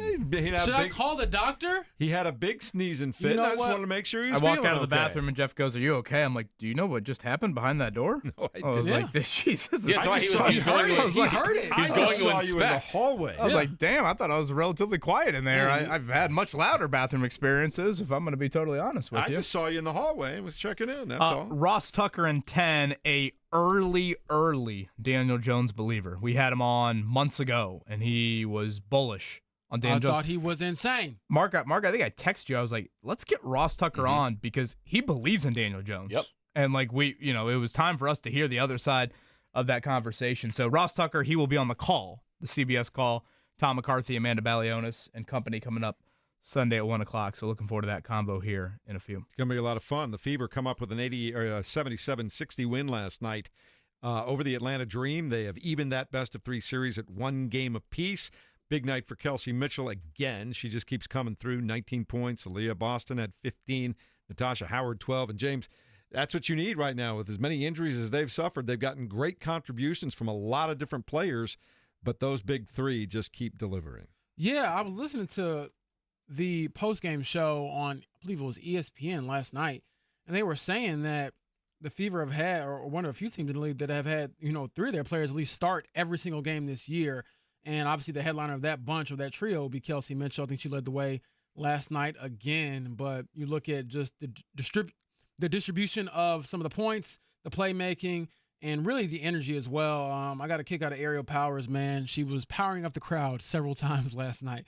She chest bumped Stephanie White at one point, and I was thinking, yep, this is going to be a win. And even at one point, after the third quarter sequence there, Jeff, you saw Caitlin Clark jump probably 14 inches off the ground, if not higher. I was thinking, aren't you supposed to be injured? Relax. So it was a good vibes there at Gainbridge Fieldhouse. Even Sophie Cunningham was standing up and kind of, what I wouldn't say jumping up and down, but kind of like bouncing on her feet. And I'm like, you're injured too. Sit down. Sophie Cunningham was all fired up, man. No question about that. So the crowd was fired up. Everybody was good. And now they get ready for Also, I got to give Caitlin 3. some more love on her vertical. 14 inches is probably a little too low. I was going to say. But I was just thinking, keep it pretty low so you can stay healthy come next season. But good vibes there last night. Yeah, it was. And they will play Game 3 tomorrow night at Atlanta, 7:30 tip time, airtime 7:15 here at 93.5 and 107.5 The Fan. That's your Fever Focus. Briefly giving you a recap of what happened last night in the game against the Atlanta Dream. And it's brought to you after every game by Payless Liquors. Get more and pay less at Payless Liquors. So Game 3 coming up tomorrow night. And I know, Kevin, you've downplayed it a little bit, but chance for Notre Dame to get right against Purdue this weekend. Well, I don't know how right you can really get. I think Notre Dame's going to have to string quite a few together before they're right again or relevant in the college football conversation for 2025. So like the Reds for you? You're just giving up on them now? No, I'm not saying that. But when you lose 2 games like they have lost and the schedule is what it is, you're not going to be in the college football combo playoff-wise unless you win out, frankly. So that's just the reality of where Notre Dame is at.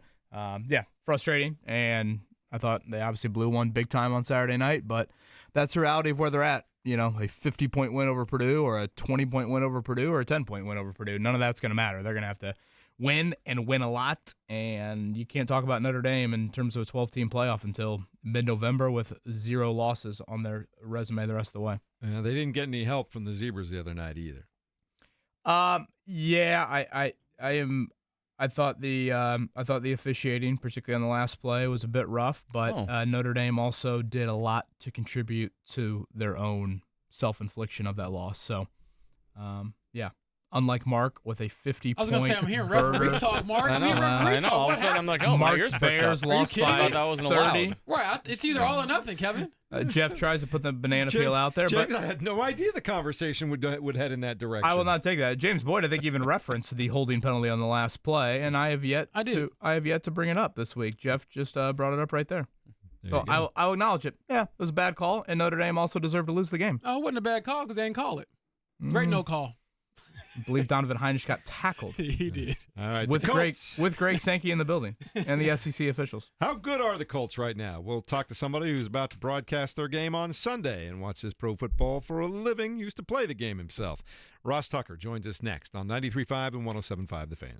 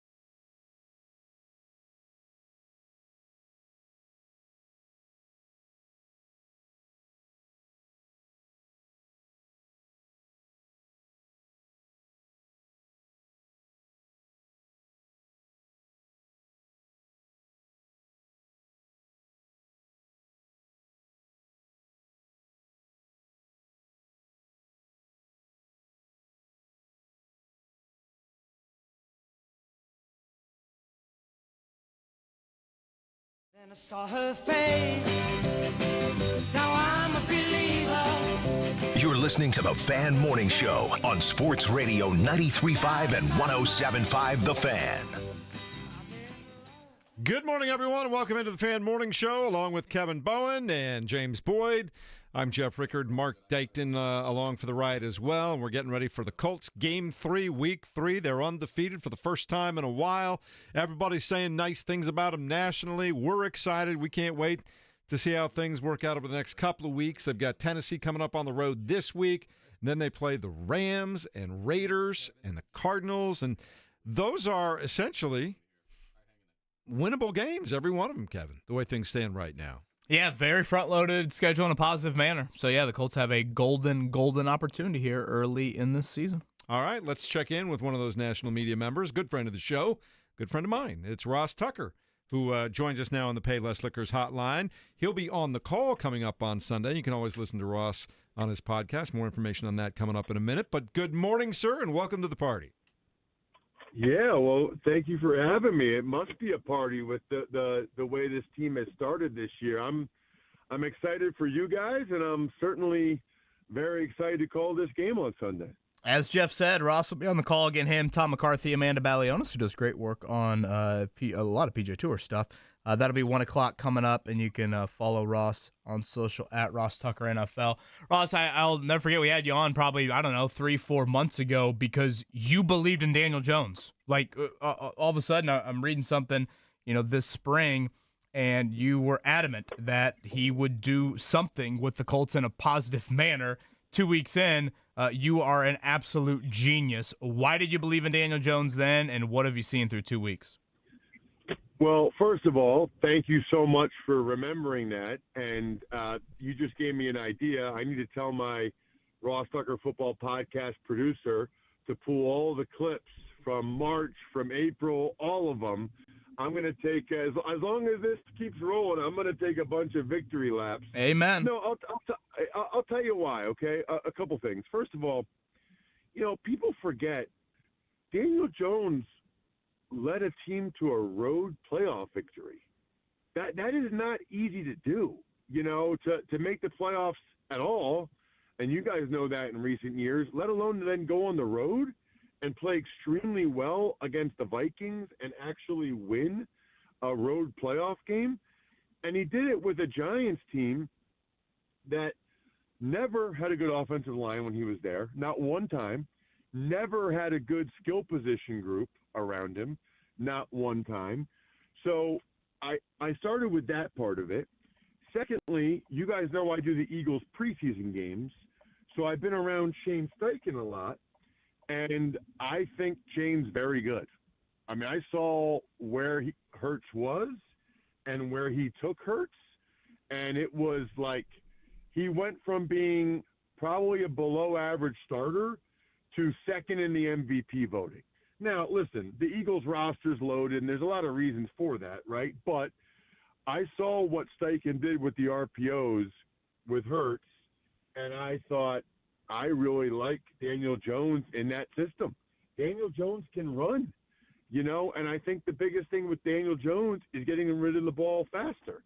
The other thing I saw is what Saquon looked like last year when he left the Giants. There's a reason why the Giants have the worst record in football over like the last 5 years. They're not good, right? It's hard for anybody to do well there. Saquon leaves, and he's the offensive player of the year in the league.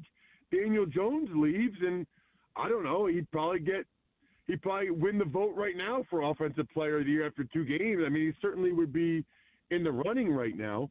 So all of those things combined are why, and I knew that this was a better O-line and certainly better skill than Daniel had around him. So all of which are reasons why I was bullish on it. Now, what has to happen is the biggest thing, he has to stay healthy and not take shots like he did against the Dolphins.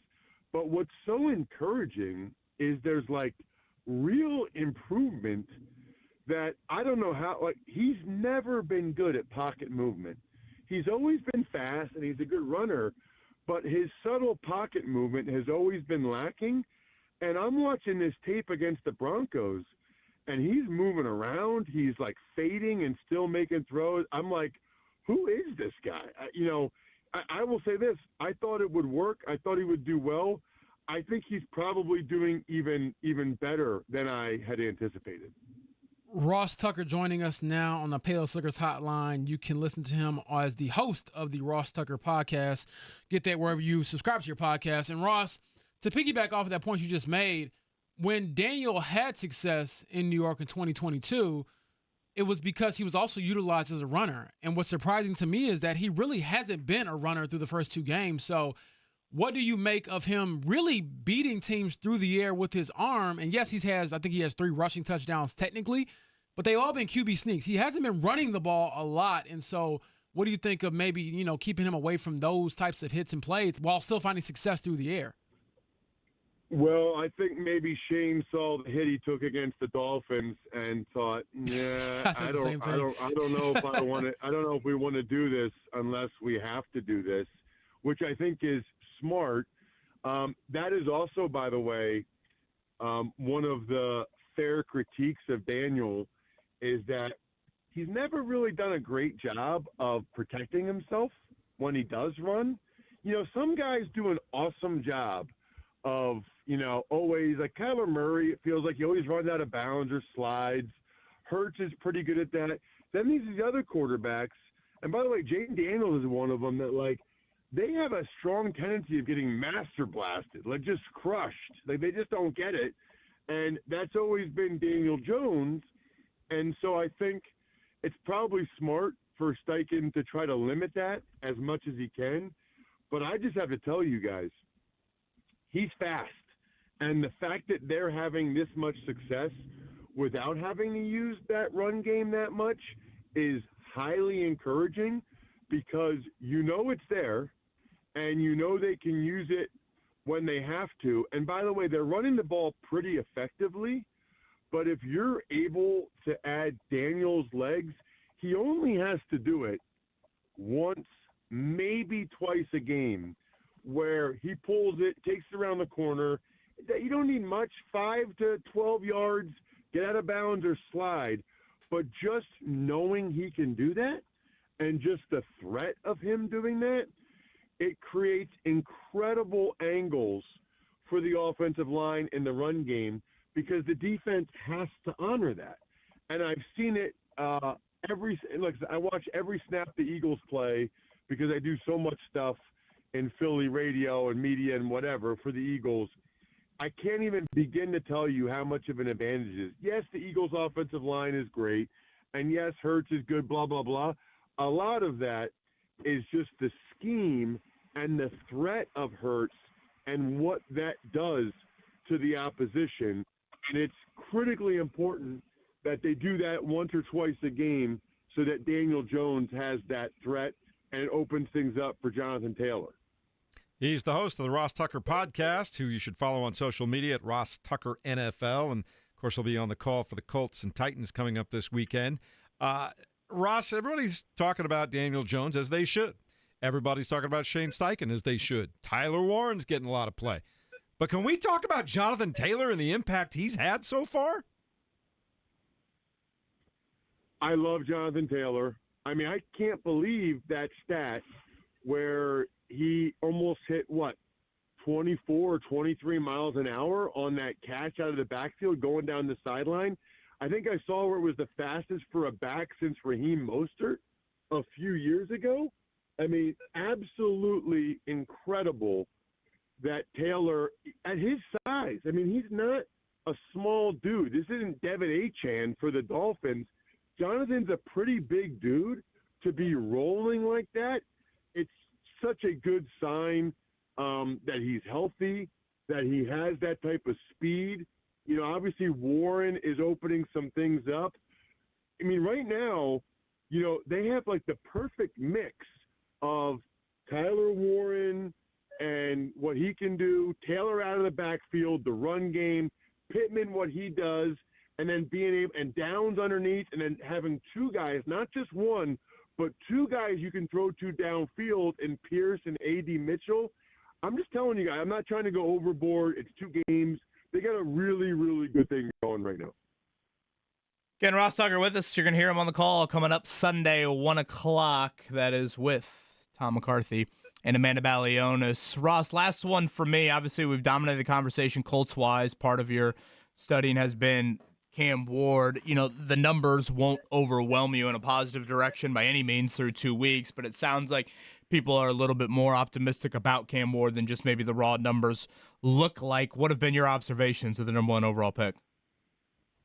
Yeah, so I think it's probably what you would kind of expect from a number 1 overall pick. It's probably what you would kind of expect from a rookie. You know, there are some really, really good plays that are high. I mean, he had a touchdown. I'm sure you guys have seen it, right? Sure. You know, on the one hand, it's not a smart play to be running fast and be at the sideline and throw the ball into the end zone across the hash, the other side of the field. I mean, that pass should probably be intercepted more often than not. So it's one of those where you're like, oh man, that's a poor decision. The flip side is it was incredible. I mean, it was absolutely incredible. Like, legitimately, I think this will sound like hyperbole, but I'm telling you guys, it's not. It's like one of the best touchdown throws we've seen in years. There's all kinds of next-gen stats about how fast he was moving, how long he held the ball, how far he actually threw it. I'm sure we're going to use it on the broadcast on Sunday, but it really is one of the craziest touchdown throws we've seen in years. That, you know, probably number 1 because guys just never even attempt something like that. Yeah, not only that, and real quickly, too, I was watching that and watching some of their game. It doesn't seem to me like Calvin Ridley's figured out how to catch that heater right now because there's been some bad drops for him so far. Well, and that's some of that I would say, too. I agree, but some of that I would say, too, is on Ward a little bit. He does have the ability to make the different throws and to layer the ball because not every pass, you know, should be, you know, a fastball as hard as he can throw it. My biggest frustration with him is like a lot of rookie quarterbacks, which is why a lot of times as offensive linemen, you don't like when they put a rookie quarterback out there, is just some of the sacks he's taking, right? I mean, some of the sacks he's taking, stepping up into sacks, holding the ball too long. And then they were right there with the Rams. I mean, he had the game-changing play when he got strip sacked, when he held the ball too long, number 1, and then had really, really poor ball security. And that's when that's when the Rams game really got away from him. They had the lead with a minute left in the third quarter. Yeah. So, go ahead. Last one we have for you, Ross. Futurefans.com. I know you're big on teaching the game to the young folks. So what can you tell us about that and what it can mean for the youth? Well, so you guys will appreciate this because the guys that invented this are Bengals fans. And a few years ago, they could not get their young kids to watch the Bengals during that epic playoff run to the Super Bowl. You know, their kids wanted to be on their iPad or doing other things. They're like, oh, we'll watch next year. They're like, no, we're Bengals fans. Like, we don't go to the Super Bowl. Sit on the couch and watch. So these guys said, we got to figure something out because I don't know if you guys have kids or how old they are. It's actually really hard to get kids to just sit down and watch the whole game with you. I mean, my daughters, you know, I'm a football guy. I can't get them. The older one will watch a little bit longer. The younger one has, like, no interest. They want to be on their iPad or whatever. So these guys have cracked the code. It's called futurefans.com. They know that younger kids, they like reading storybooks. They like activities, you know, games. So they've combined those things. So check it out at futurefans.com. I think it's $60, but if you go there right now, they'll send you an email for a 20% discount. So $50, you give it to your kid. The reality is you're really giving yourself a gift because especially now that it looks like the Colts are good, Think about how awesome that would be if they would sit there and watch this Colts team with you every Sunday and enjoy this squad. It's like the gift that keeps on giving. I want every kid to at least understand it and go ahead and watch the games with their dads and moms, whoever, like we did growing up. It's called futurefans.com. I'm a big fan. Highly recommend it. Thanks, buddy. We'll talk to you soon. Sounds great. Thanks for having me, guys. There he is, Ross Tucker on the Payless Liquors hotline right there, and he makes a lot of good points. I mean, I see why football guys are excited about this team because Tyler Warren does open up a lot of the offense, James, and Daniel Jones has been the perfect point guard for all of this so far. We know that it's a very well above average receiving squad, and you throw in the uber talented Jonathan Taylor. There's a lot to be excited about with this team. Yeah, but like I said, when I talked to JT this week, I'm going to ask him, hey, man, you're hitting all these high mileage marks and you can't get in the end zone on that catch and run. Come on, man. I got to pick something to hate on, right, to nitpick. But no, he's been fantastic. He's leading the league in rushing through 2 weeks. Daniel Jones looks like Tyrese Halliburton out there with the distribution of the passes. And my only concern is, how do you look defensively? I get that you wanted to perhaps, and Lou Anarumo talked about this a little bit in his Zoom call yesterday. They conceded more runs in a sense to the Dolphins because they were so scared to get beat over the top due to Jalen Waddle and Tyreek Hill. But I like Kevin said earlier throughout the show, that linebacker group, I want to see some more from them, particularly when it comes to stopping the run and really that over-the-middle type of coverage. And they'll be back at work later on today over at West 56. We'll probably learn a little bit more about any kind of injury concerns, concussion protocol, all those kinds of things. For everything else, Mark, let's check it down. The Morning Checkdown on 93.5 and 107.5 The Fan. We're going to start with the WNBA playoffs and a big win for the Indiana Fever last night at the Fieldhouse, 77-60. You were there, James Boyd. Start to finish, never in doubt, right?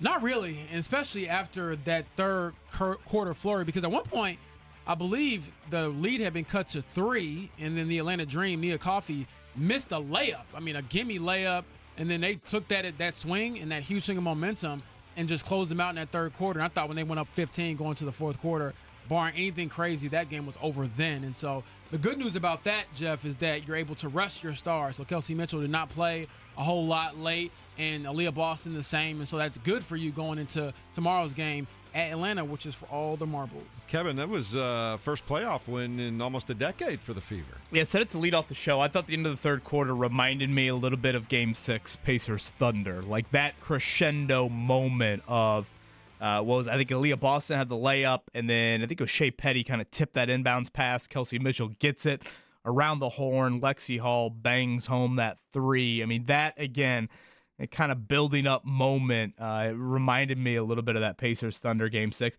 And I thought the bench unit, I know obviously Kelsey Mitchell, Aaliyah Boston, they obviously deserve their flowers, but Petty and Bree Turner, KK Timpson, I mean, you want to talk about a rookie they've asked to play a much bigger role with all the injuries that have happened here.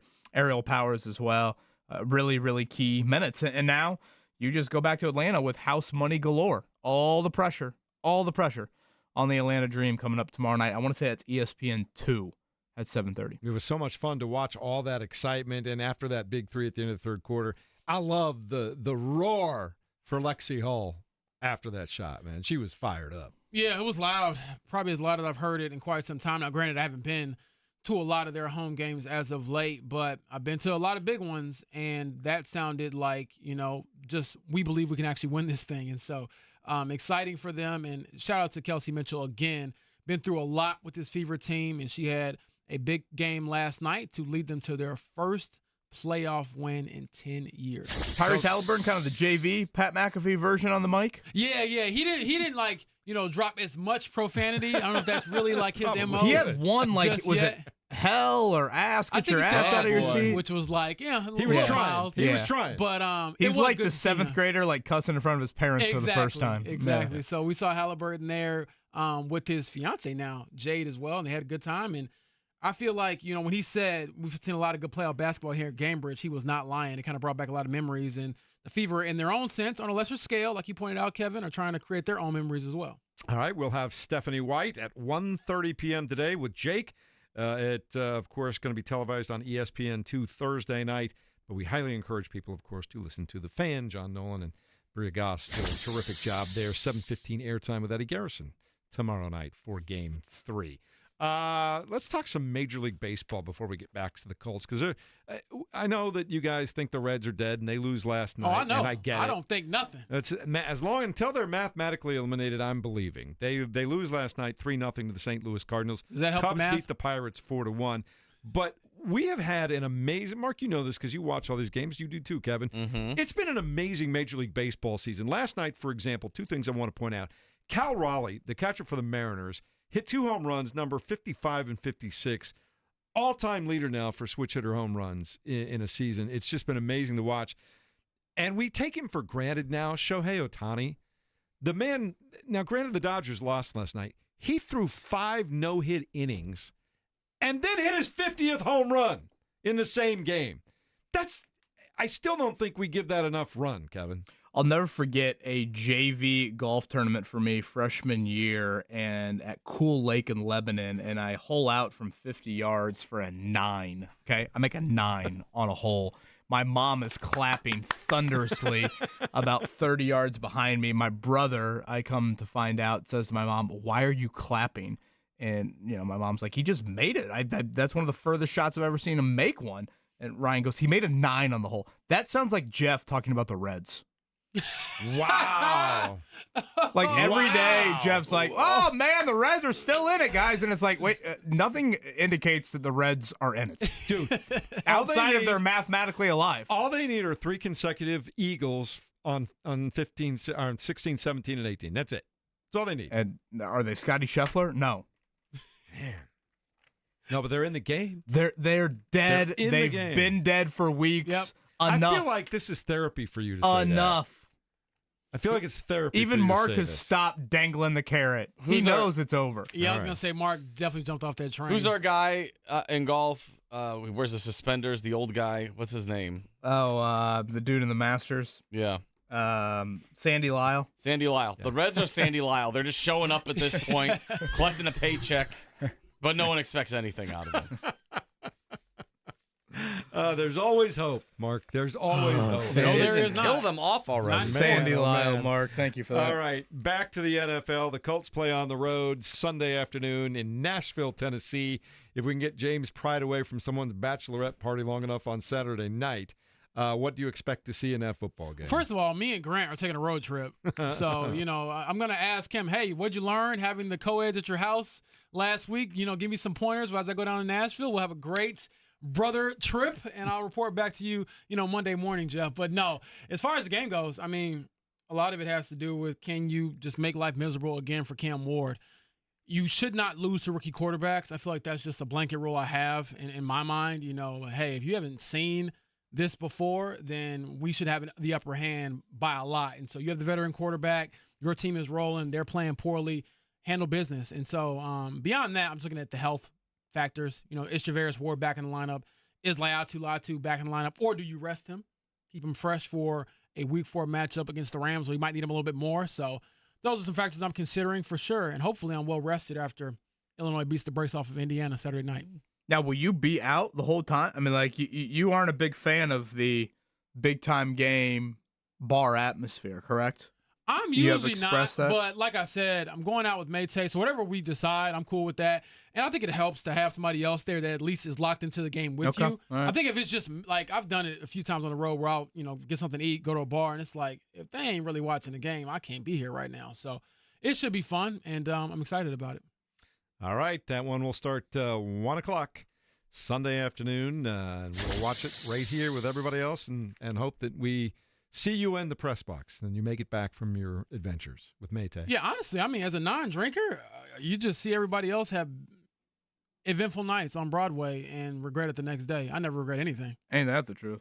Anything else you want to throw in there, Kevin, before we move along here? Purdue nearly a 4-touchdown underdog for the Fighting Irish. Sounds like Notre Dame a little banged up at corner. We'll see if Purdue. I thought Purdue hung in there with USC. I mean, Ryan Brown threw 2-3 red zone interceptions. Pick 6 to And big Purdue old still covered. defensive So, lineman. That is something that Purdue. I think that score maybe didn't indicate how much Purdue was in that game. So we'll see how they hang in there. Again, that's 3:30 Saturday, South Bend. That feeds right into Notre Dame, right into Illinois and Indiana. So NBC 3:30 and then NBC at 7:30. All right, coming up in a moment, I've got a question for both Kevin and James about the AFC South. I'll ask it next on 93.5 and 107.5 The Fan.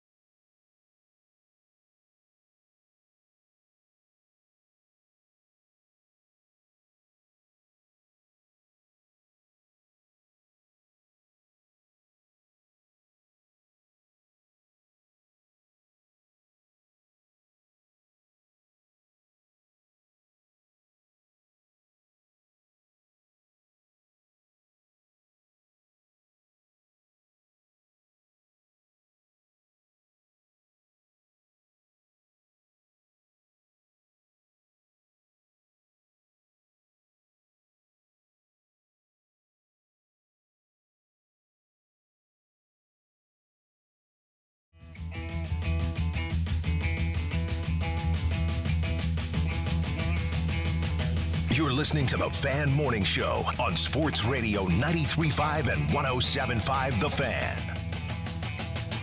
Oh, happy Wednesday. Colts are 2-0. Fever coming off a playoff win. Deep run of the playoffs for the Indiana Pacers. Deep run for Purdue basketball. Indiana football made the national playoff last year. Life is good right now. Life is pretty good in Indianapolis for sports fans right now, KB. Yeah, we talked about it earlier. I mean, you can go a little further. Whether you're IU football fan, Notre Dame football fan, recent years, obviously with those two runs last season, and don't need to hype up Purdue's upcoming basketball season anymore because it has the makings to be one of the more special sports stories that our state has had. The Boilers can finish that off right here inside of Lucas Oil Stadium come April. So, yes, it has been a fun time. Only way it sucks is if you're a Notre Dame football fan and a Reds fan right now. That's the only way it sucks. Ooh. Cut the cameras. I'd strongly disagree with that. Again, I think from a fandom standpoint, you still have to enjoy the highs, and Notre Dame provided their fan base the high of all highs over the last 30 years. So I know maybe the Bears aren't used to that mark, but no, they definitely are not. Yeah, I can't go there. I will say this on a less contentious note. I have a question for you all, and this is actually kind of serious. Excluding the addition of Daniel Jones, and I have a story on this in The Athletic that just went live this morning, so please, if you're listening, go check that out. What is the best offseason decision that Chris Ballard made? Exclude Daniel Jones, looking at what he had to do with this roster, the choices he made, offensive line retooled, secondary retooled, new defensive coordinator, new kicker. What are some things that stand out to you about what has been, I guess, some swings and some hits for Chris Ballard? I'd say it's got to be Anarumo. Nothing against Tyler Warren. Tyler Warren, to me, seemed like a no-brainer. Well, he didn't pass up the no-brainer, though, for one thing. Well, sure. And, again, if Kenneth Grant would have been sitting there at number 14, oh, boy, can you imagine where we would be right now talking about the Colts without Tyler Warren. But nonetheless, why I say Anarumo, James, is because that is a different philosophy for Chris Ballard. It's not Matt Eberflus. It's not Gus Bradley. It's a change in defensive direction. So, that's him ripping up the blueprint and the binder that he took to Jim Irsay in 2017 and him saying, you know what, about that defensive page in there, I think we got to change it. We need to be more aggressive, disguising. So that, to me, I think is the first big domino of we're going to change our philosophical defensive mindset because I don't think Cam Bynum and Travarius Ward happen without Lou. Good point. Because I was also going to follow up to say, how collaborative do you think that process was between Shane and Chris? definitely. Yeah. Because Shane, I would imagine, also had a huge say in this, and ultimately it is his staff to be able to say, you know what? And we asked him this when he first hired Lou. He was one of the guys that gave me problems. Exactly. And we can kind of see now on tape why, because it's some of the stuff he's doing. I'm like, wow, I haven't seen this, throughout my time, fourth year covering the Colts, watching this defense operate. That's a great point. And just one more thing to add on it, James, when you brought up Lou getting hired, I remember the 2023 game down there when Lou's defense got the best of Shane. And I was curious, was there any more instances of that in their backgrounds? And there was one. Lou in Cincinnati, Shane back with the Chargers. And I forget the exact number. I'm going to be off on this a little bit, but I want to say Shane Steichen has faced Lou Anarumo 2 times in his NFL career as a play caller versus play caller. And I think it's like 2 touchdowns in 15 drives. I could be a little off on that ratio, but it ain't good.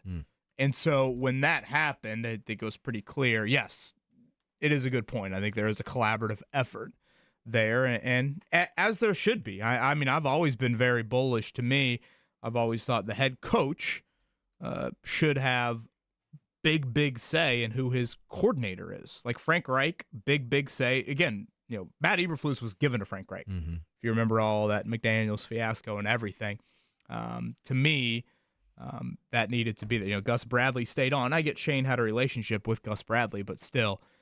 To me, your head coach matters, especially your play caller, because they do go hand in hand. Yeah. Question for you guys in the AFC South. What is more surprising early on, the Colts 2-0 or the Texans 0-2? That's a good one. I'd probably say Houston 0-2. They played the Rams on the road week 1. I mean, that's a tough game. I don't want to discredit the Rams by any means, but yeah, I would have thought they would have beaten Tampa on Monday night. I mean, the Colts were what, a slight underdog to Denver and a favorite over Miami. So, like, again, the Colts had 2 home games. I don't think it's how going back to what I said earlier, how the Colts are 2-0 is a shocking aspect. But I'd probably say Texans at 0-2. James, I'd probably go Colts 2-0, and I think a lot of that has to do with the end of that game on Sunday, Kevin, because I feel like talking to Colts fans throughout social media and a few in person after that game, they felt like they got a little gift from the football gods. Like, you owed me one. You know, after Andrew Luck and our quarterback, merry-go-round, we deserved a break, and that's what they got. I mean, without that huge break, just the dumb penalty. That wasn't any little gift. I mean, huge gift. 15-yard closer field goal gift. Yeah. That was the gift the Carmel Mansions give to their kids on Christmas. Absolutely. So I think that aspect of it, because in my opinion, I expected the Colts to be 1-1 after 2 weeks. And the fact that they also haven't been 2-0 since 2009. And here's a fun fact for you. And see if you can guess the team. There's one team, because that was the second longest streak in the NFL without starting 2-0.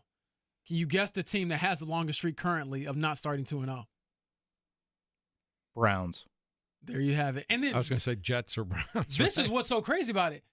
They haven't started 2-0 since 1993.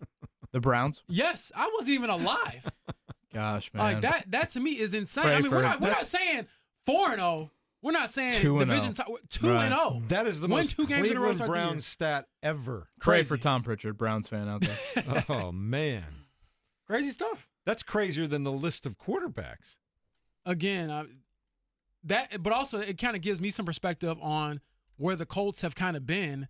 And not to say they haven't had good teams between 2009 and now. Obviously, they've had some Andrew Luck years where they made some runs. But to get back to this current team, be 2-0 in the manner, like you said, Kevin, in which you're 2-0, maybe you got, not even a maybe, you got very lucky last week. You had some questionable coaching decisions at the end, but you don't apologize for that. You move on. And now, again, you have a silver platter AFC South. You're 2-0, got a chance for your first division game to be 3-0 against the lowly Titans and continue to put pressure on the rest of your division, because right now the margin for error in Houston is very little. Like, they can't afford – they need to get on the board this week. They can't afford to be 0-3. I don't know how many 0-3 teams make the playoffs. Yeah, Texans, Jags. Yeah, they got to get on the board. Someone if they want to get back in this race. Right. And just to add one thing for those that missed it earlier, and what James was referencing, what I was referencing, and how the Colts are 2-0. They're 2-0 largely because of Daniel Jones' right arm. And Yes. that, to me, is a huge difference maker. And again, to go back to what I was saying earlier, in 2022, Ross Tucker brought this up when we had him on the 9 o'clock hour. They go on and they win a road playoff game. They beat Minnesota on the road. Daniel Jones was a runner that season. He had 700 rushing yards. The fact that he is delivering right now as a thrower first, that is another positive element to his game. Like, yes, I think he can run a little, but like some of the run stuff can be fluky. Like that stuff can be, it's kind of a weird scramble here or there, or defense breaks down. Yeah. Safety's not where he's supposed to be. All of a sudden, the right side's wide open. If you get a leg injury, all of a sudden your ability to run it might not be there. So for the fact that Daniel Jones delivering so much as a thrower and you're 2-0, yeah, that to me is a big shocking element. If you guys don't mind, I think Mark Dykton and I are going to try to stump you two. Oh, after the break. Got that. Mark also feeling somewhat generous today. Mm-hmm. What do you have, Mark? 4-pack of tickets to the Indy 11 game as they take on the Birmingham Legion. That is Sunday at 5, Hispanic Heritage Night out there at the why am I blanking Carroll on Stadium. Carroll Stadium. Yes, thank you. So if you want to go, 317-239-1070, give us a ring. First caller gets the first 4-pack of tickets. And we're going to try and stump you against someone that I know has a smarter IQ than either of you two. Okay, that's not saying they much. have to be a genius, because me, you got that? It's like me. You guys and ready for Beethoven. that? I'm born ready. We'll do that next.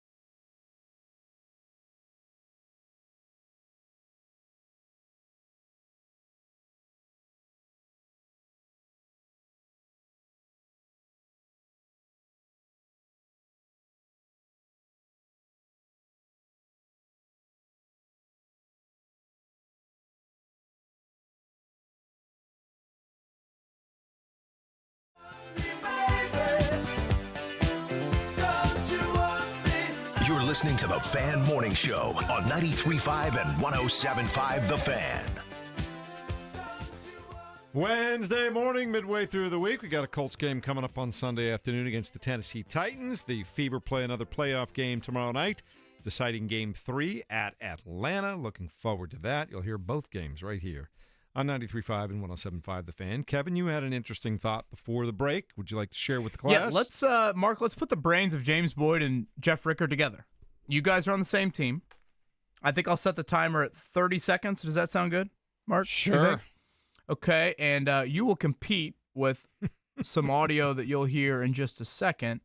But before we reveal the answer of one Andrew Luck, we will first ask you two. Is this like a game show, like newlywed game kind of thing? 30 seconds on the clock. All right. How many, and let's hear the names, Colts quarterbacks that have started after Andrew Luck can you name? Ready, get set, go. All right. Go with the hard ones first. Sam Ehlinger. Scott Tolzien. Jacoby Brissett. Anthony Richardson. Carson Wentz. Phillip Rivers. Daniel Jones. Gardner Minshew. Anthony Richardson. Did we mention him? Yep. 15 to go. 15 seconds. 15 seconds. I got four Carson names Wentz. still left. I'm trying to think of the order. Brian Hoyer is in there. Brian Hoyer. James. One I couldn't think of. Still got 3 to go. Okay. Who was it? 3 that they left. Missed a big one. Oh, Matt Ryan. Too late. We have past the timer. We have who, Mark Dykton? How about Mr. Flacco? Mm-hmm. Oh, yeah. And how about one, unfortunately, convulsing on the field in New York, Nick Foles? I would say that those 3 are mostly forgettable. Well, for a lot of different reasons. How many do you think Andrew Luck got? I saw this clip, so I can't really answer. This was Andrew Luck with Rick Neuheisel on CBS's pregame show over the weekend, trying to name the quarterbacks that have started after him in a Colts uniform. Can you name the 10 quarterbacks who have started for the Colts after your departure? Oh. Okay, Phillip, Carson, Nick, Jacoby, my man Jacoby, yes. Of course. Anthony Richardson. Yes. Joe Flacco. Yes. Incredible, because I played with his younger brother John here, who's an amazing teammate and a doctor now. So I've always been a huge Joe fan. Fantastic. Sam Ehlinger start a game? Yes, he did. What number am I at? You got a couple more to go, yeah. 3 more I've got still. You're going to say him, and I'll be like, shoot, I should have known that. You didn't mention Matt Ryan, did you? Oh, Matt. I didn't mention Matt. No. That's right. And you didn't mention Brian Hoyer. Brian Hoyer. And Gardner Minshew. And Gardner Minshew. Wow. A Wazoo legend. I think we got them all. I'm a little embarrassed I didn't get them all. Thanks for the help. Look at the disrespect on Matt Ryan, guys. That was not. Come on. The man was a play away from winning a Super Bowl. We have Matt Ryan. Thank you, Mark. Aren't there certain things you just wipe from your memory? I'm a little surprised you guys didn't get Matt Ryan. I think it's hard to name all 10. He didn't get Matt Ryan. I know. I mean, he started for a long time. I think it's just one of those things everybody collectively just wipe from their memory. Yeah, that 2022 season was a mess. But the fact that I got Brian Hoyer and not Matt Ryan is pretty bad. You got Hoyer. That was really good. And the fact that Andrew Luck had to ask out loud if Sam Ehlinger started a game when Jim Irsay demanded that Sam Ehlinger started a game made me laugh a little bit there. I honestly think that Brian Hoyer might have started only one game, like literally. Well, it's funny. We brought this up a little bit yesterday, and it's probably, we aren't there yet, but we might need to start having this conversation soon. The Colts started 5-2 in the 2019 season. 5-2 with Jacoby. And there are some parallels I think you could make. Honestly, Daniel Jones he's been asked to do more, and he has done more in the first 2 games. But Jacoby had some of these moments in that 2019 season. And then if you guys remember the play, Cameron Hayward of the Steelers, takes Quentin Nelson and drives him back into Jacoby Brissett's knee in Pittsburgh. They're 5-2. Early in the game, he exits. Hoyer comes in, and James, he throws a pick 6 to Minka Fitzpatrick. Colts lose that game, and then it was one of these things like, will Brissett play the next week? Is he healthy enough? Does he get enough practice time? And I didn't think it was a great decision by Frank Reich. He practiced Jacoby a lot, and in the last minute, he decided to go with Hoyer. against the Miami Dolphins. They lost that game, and that 2019 season kind of slowly unraveled after that. But, yeah, the Hoyer experience was not very long and didn't have a lot of success. I remember the Jacoby, if you want to call it era, whatever. You remember that play he made against the Denver Broncos where he just threw this amazing rope, escaping an incredible rush. It was. I thought to myself, man, if we can get that kind of play from Jacoby Brissett, this Colts team is going to be a lot of fun to watch that year. And I think they did go on to be 5-2 at the beginning. Yeah, I mean, he had some definite moments, but, again, that 5-2 turned into 7-9. So it's probably just one of these reminders. Again, Jacoby got hurt. He ended up still coming back and playing, but not very well the rest of the season. But, man, the NFL season, it can be a grind. Yeah. 17 weeks is a long, long time. Who won the family 4-pack, Mark Dayton? Jordan. Very excited to go. So we'll have another 4-pack tomorrow and on Friday. So if you didn't win today, got another couple chances this week. All right, sounds good. Couple people on the WFNI fan text line. I guess WFNI is old now, but on the fan text line, was Ross checking out of the grocery store or something? I heard a lot of beeps when Ross Tucker joined us earlier. It sounded like he might have been at self-checkout. Do you guys self-checkout or do you do? If I can avoid self-checkout, I do. I know I'm old-fashioned. I always feel like it's just another step in taking people's jobs away. So I self-checkout because I feel like that's just what is most available. Yeah. Most usually is. There's a stores long now. line. That's what I do, but now Jeff has me thinking that I'm a bad person for doing I don't think he's a bad person. Just I one of my also own don't like how you things. do self-checkout and they're like, we need to see the receipt. No, you're making me do the job for you. Just assume that I scanned everything. I did the coupons. I did all that. You don't need to see the receipt. I've done the job. And that's my feeling. If they would pay someone to do that job, which they should do, then we wouldn't have to be showing our receipt. This is true. I'm like a Meyer and Kroger guy. I feel like Kroger's sensors are very sensitive. So, yeah, whenever I And James Boyd analyzing this like it's a Colts game on a I'm dead Sunday. serious. Like, I will scan the items, and it'll be like, you have 4 items in here, and it's like, no, I don't. And then they have to wait for them to come over and confirm the items in the thing, and then I finally get to leave, and they still check the receipt. I'm like, you just saw my cart. Speaking of checking receipts, when you leave in Costco, do you really think that the people are really checking your receipt? They see like one thing that matches, and they're like, they mark you and go, right? Hey. All right, Jake Query with Scout's Stephanie. honor.